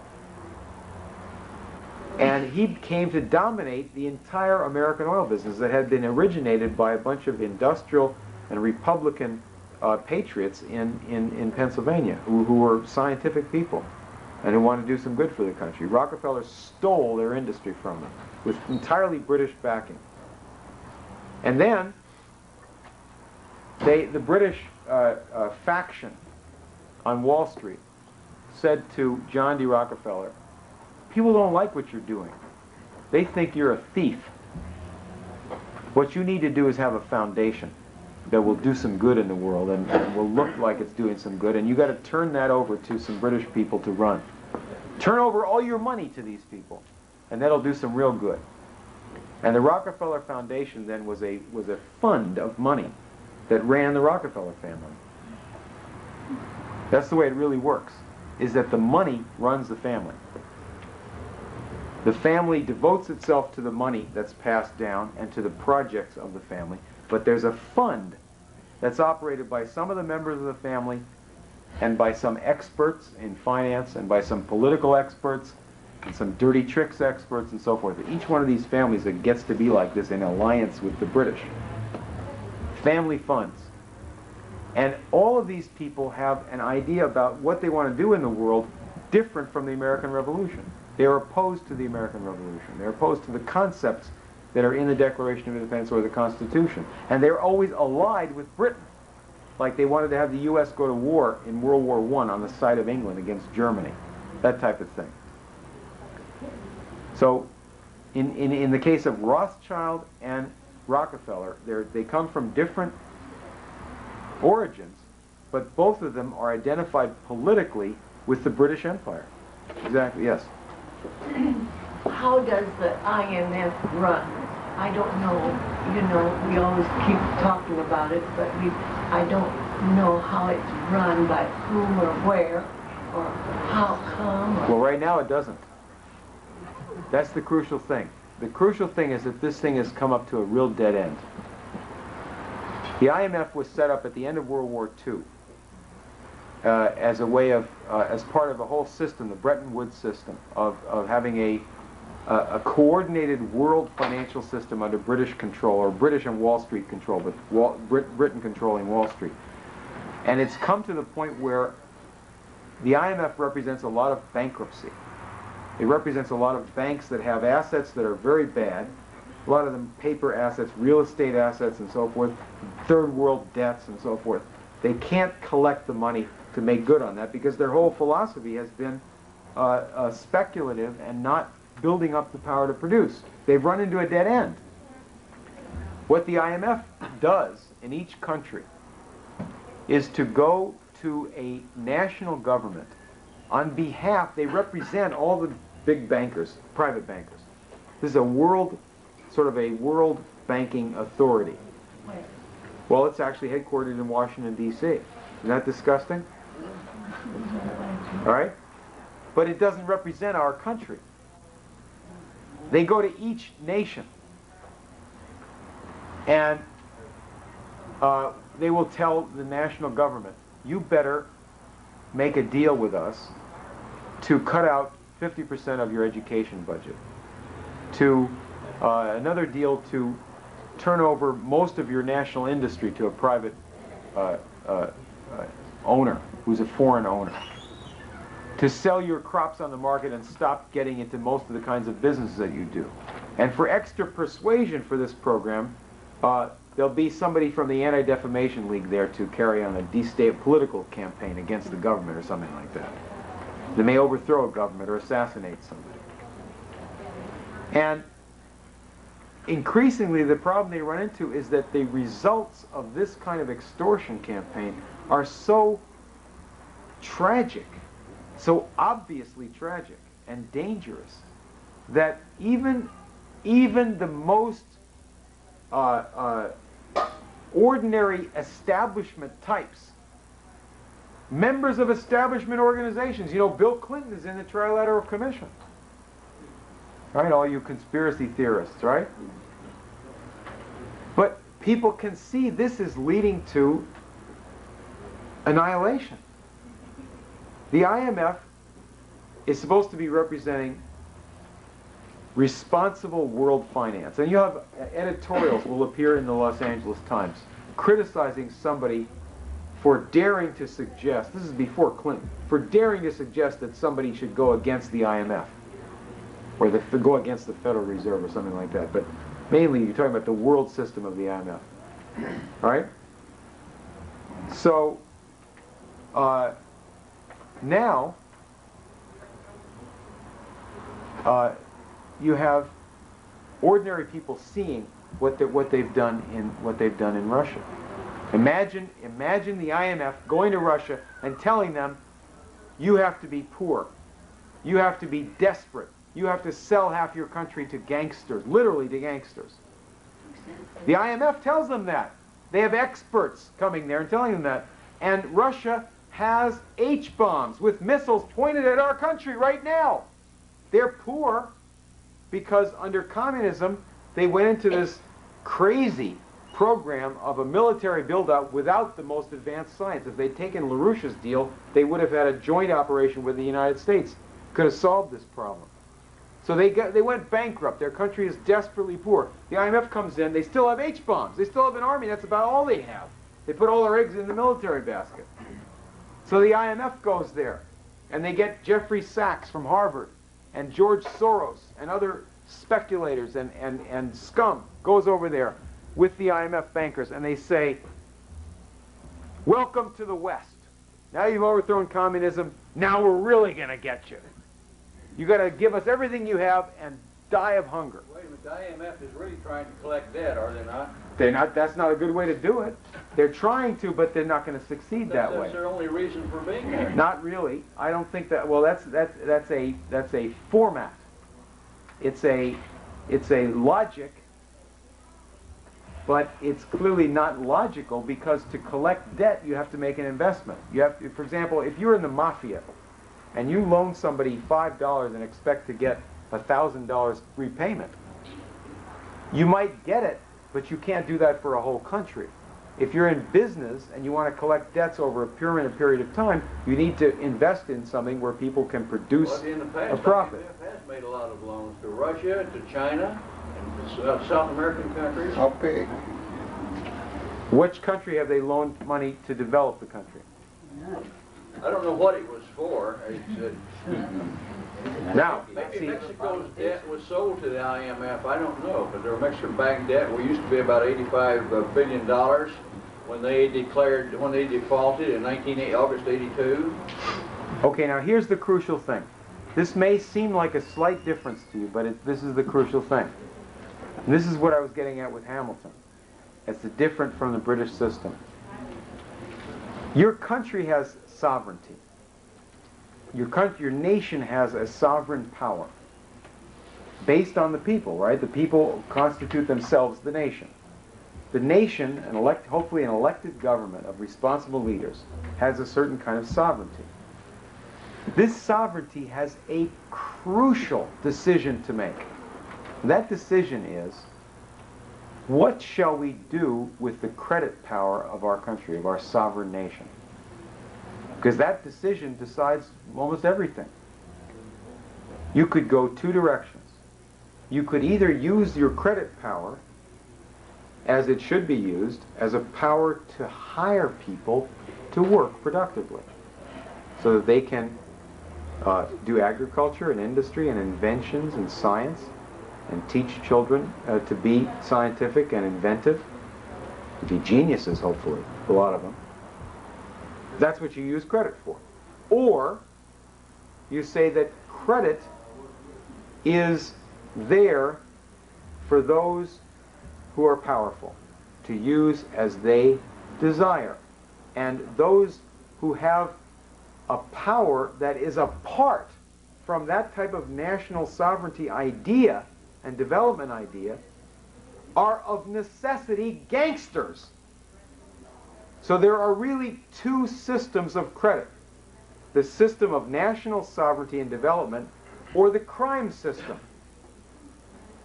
So if you say, I don't know what the money was used for in a country, you've missed the crucial distinction, the basic distinction. Sent back to the United States. Yeah, they sent the money back to the United States, going through certain corrupt local hands and so forth. But they end up sending the money back to these banks, right, and to criminal circles as well. They also, a lot of it gets into the drug circle, the drug circuit.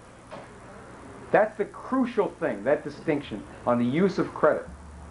And when Lincoln made greenbacks and credit available in large quantities, contrary to what is promoted in our Economics 101 courses, they claim that caused inflation. On the contrary, the system of massive credit to set up factories and farms to get people productive, that system is the only way to defeat inflation, because you set up a power, an engine of production, so that every year steel becomes cheaper because you make it better. You have more modern facilities. You know how to do things better. And you charge less for a product of industry because you can make a profit making more of it and making it better. That's how you beat inflation, is by more brains. You don't beat inflation by stopping people from having credit. In the back? Yes. Yes, please, appropriate to this last question, I hope. I've heard somewhere that actually a lot of American development, let's say in the 19th century, maybe even earlier, was financed by the Russian czars, and that we therefore had a sizable debt to Russia until the revolution in Russia, and that some of our, as you say, gangster-type so-called leaders in this country wanted to promote communism and the revolution in Russia so that they could say, well, we don't owe you guys the money, we owed it to the czars don't exist anymore, and so they got rid of the debt that way, supposedly. Well, if you don't mind, I'd like to take this topic up, because it's an important topic, but it's a little bit different than the way you said it. But it is important along these lines. First of all, there is a myth that I've never heard, frankly, this story about the czars paying for American development. However, there is a myth that the British paid for American development, including the Rothschilds. And, of course, you know who says that is the British and the Rothschilds, right? They say in particular that the Rothschilds and the British, or the Bank of England or the Rothschilds, paid for the railroads to be developed. Now, as I said earlier, American government, either national, state, or local, played a role in every railroad development. We had things like the Army Corps of Engineers and similar organizations, Army engineers participating directly in much of this. We did have a Bank of the United States twice, in two 20-year periods, crucial times in the early part of our country. And that bank coordinated private investment in things like railroads and industry. They did go to foreign countries to get investment capital. And in fact, Nicholas Biddle, the president of the Bank of the United States, was very popular in England among the middle class, not the Bank of England characters, but the middle class, because they could make money investing in American railroads. It caused a big problem for the British, because you can make prosperity for everybody doing this kind of system. Now, there's also a slander about the Bank of the United States. It's also, unfortunately, promoted by a lot of populists who claim that the Bank of the United States was controlled by foreign bankers. Absolutely untrue. There's no proof of that whatsoever. The fact is that the exact opposite is the case. The exact opposite. That the Bank of the United States is the only hope of the world for stopping foreign bankers from dominating your country. It's precisely the opposite of what the populists say about that. Now, the United States did have an important relationship to Russia. The first railroad in Russia was built by the American Army Corps of Engineers. In the 1840s, George Washington Whistler, who had been an engineer in West Point, and he had built earlier the first American railroad along with some other West Point engineers, appointed by President John Quincy Adams. This is the Baltimore and Ohio Railroad, first American railroad. In the 1840s, a little bit later, he was hired by the Tsar to go over to Russia and build the first major Russian railroad from Moscow to St. Petersburg. And they brought locomotives from Philadelphia. And he died in Russia. His son was a famous painter, Whistler, who made the painting of Whistler's mother. Russia repaid that debt to America in the Civil War by sending their fleet to the San Francisco and New York harbors to demonstrate to Britain and their puppet France that they better not get involved in the American Civil War on the side of the Confederacy, or they'd have a European war in their hands. America repaid that debt to the Russians by having the guy who built the Union Pacific Railroad, Grenville Dodge, Abraham Lincoln's chief engineer, go over to Russia in the 1890s and be the consultant on building the Trans-Siberian Railroad, which was built by the great westernizer of Russia, Count Witte, W-I-T-T-E, who was a follower of Alexander Hamilton and Frederick List, who wanted to modernize Russia by the American methods. Unfortunately, America was already going under British ideology, so Russia had to try to do something there. The Russian Revolution itself, promoted by the British Party and Warburg and Harriman and this whole party, the Russian Revolution itself was designed to defeat the American types in Russia who were doing something in the late period of the Tsars to build up a modern system in Russia. They built up an oil industry. They built railroads. They had tariffs. You know, we tell the people in Russia don't have the government interfere. We tell them that now. Do what we say, not what we did to build up our country. But that's how Russia got built up itself before the communists took over. Is they had tariffs. They had public development of railroads. They had public promotion of industry, public promotion of science by science academies. Not communist and not totalitarian. Sometimes they had that, and sometimes they fell back under British influence and had free trade and degeneracy, and their industry collapsed. So you had these two systems fighting it out in the world, the British Empire and the United States of America. Our greatest triumph, the greatest moment for us as a nation, was right after the Civil War, when the Confederacy was finished. We had the greatest army in the world. We didn't have the biggest industry in the world, but we're on our way to that with laws passed by Lincoln's government to allow American manufacturers a chance to do something in the market with high tariffs. Cheap credit was available. Public colleges were out there. Private ownership of land by the millions of farms and so forth. At that moment, the world was looking at this spectacle of America as a free country that had finally done in law what its declaration had said about all men are created equal, because we'd abolished slavery. And then you look at the end of the century, only 35 years later, and we fell backwards. We put into effect Jim Crow laws to take back voting rights that had been won in the Civil War. And we were going under British influence in industry and science and technology.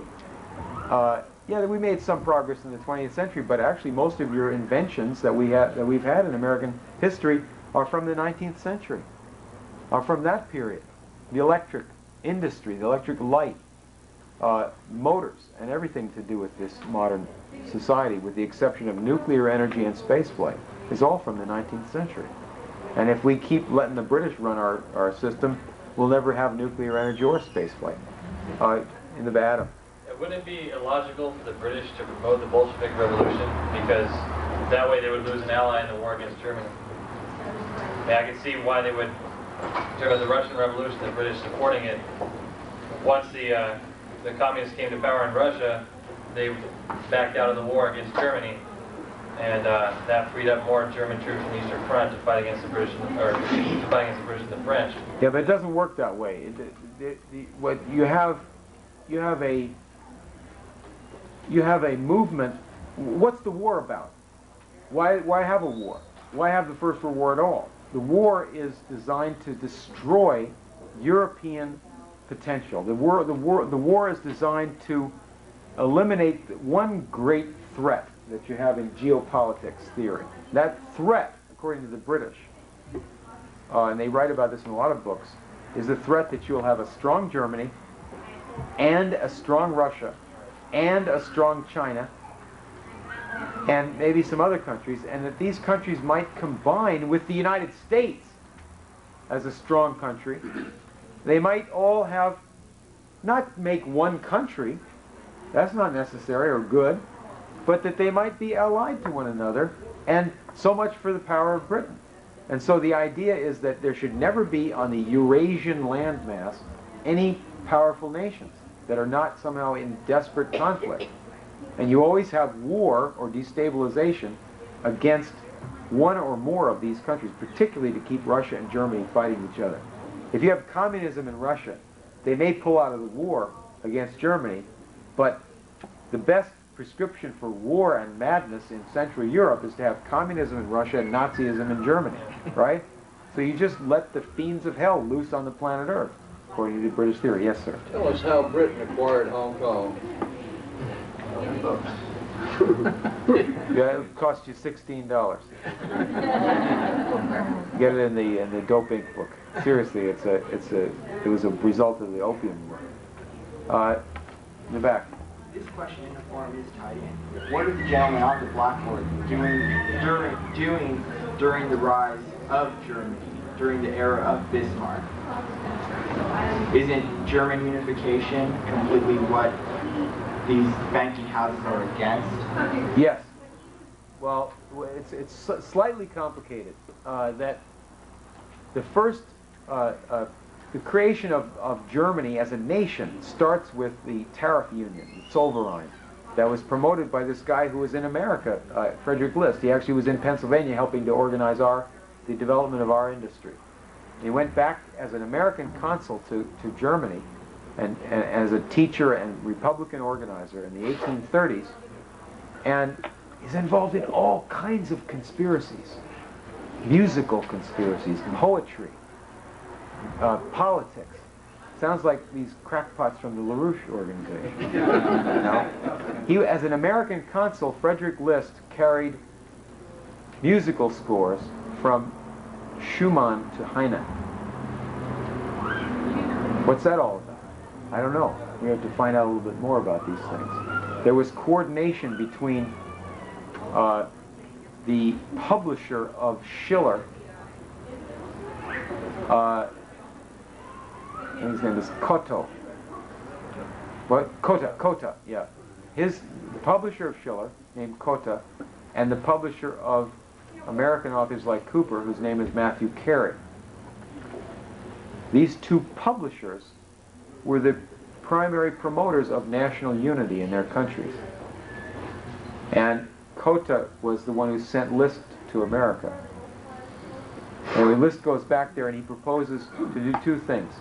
To build railroads all over Germany, to tie these little principalities together into a modern nation, physically and commercially, and also to have one tariff for the whole of all these German states, to combine them into one, like we did in the American Constitution, that each state doesn't have a tariff against another state. You don't have to pay taxes to go from one state to another, or tariffs. But that you have tariffs around your country to protect your whole country from outside dumping. And that was adopted by a lot of these German principalities. And they've also built railroads. That began the nation of Germany. There wasn't a nation of Germany before that, the 1830s. Liszt came under terrible pressure. One of the things that was done against Liszt was communism. Frederick Engels and the British national thugs, led by John Bowring and others, would organize Germans in communist meetings against Liszt, saying that he wanted to force Germany to become a manufacturing country, and we communists want to stop that. We communist British aristocrats in the cotton business, you know. But then finally, Liszt was destroyed personally, and they say he committed suicide. I doubt that, but it may have. But he was destroyed by these British operations in the 1840s, and Germany did not emerge as a strong modern nation entirely until Bismarck in the later 1800s, and it was not in a purely Republican form. It was a bad compromise. There were many of the ideas that had been introduced by these American types like Liszt, but already you have people who are mystics in the German leadership. But the Kaiser is no great bargain, you know, by the time of World War I. He's a cousin of the British Empire. And these people are all mystics and infected by all this nonsense British ideology like Bulwer-Lytton and various legends and cults like Wagner, who the Germans make the mistake of thinking as a German composer. He's actually British, and he's totally British.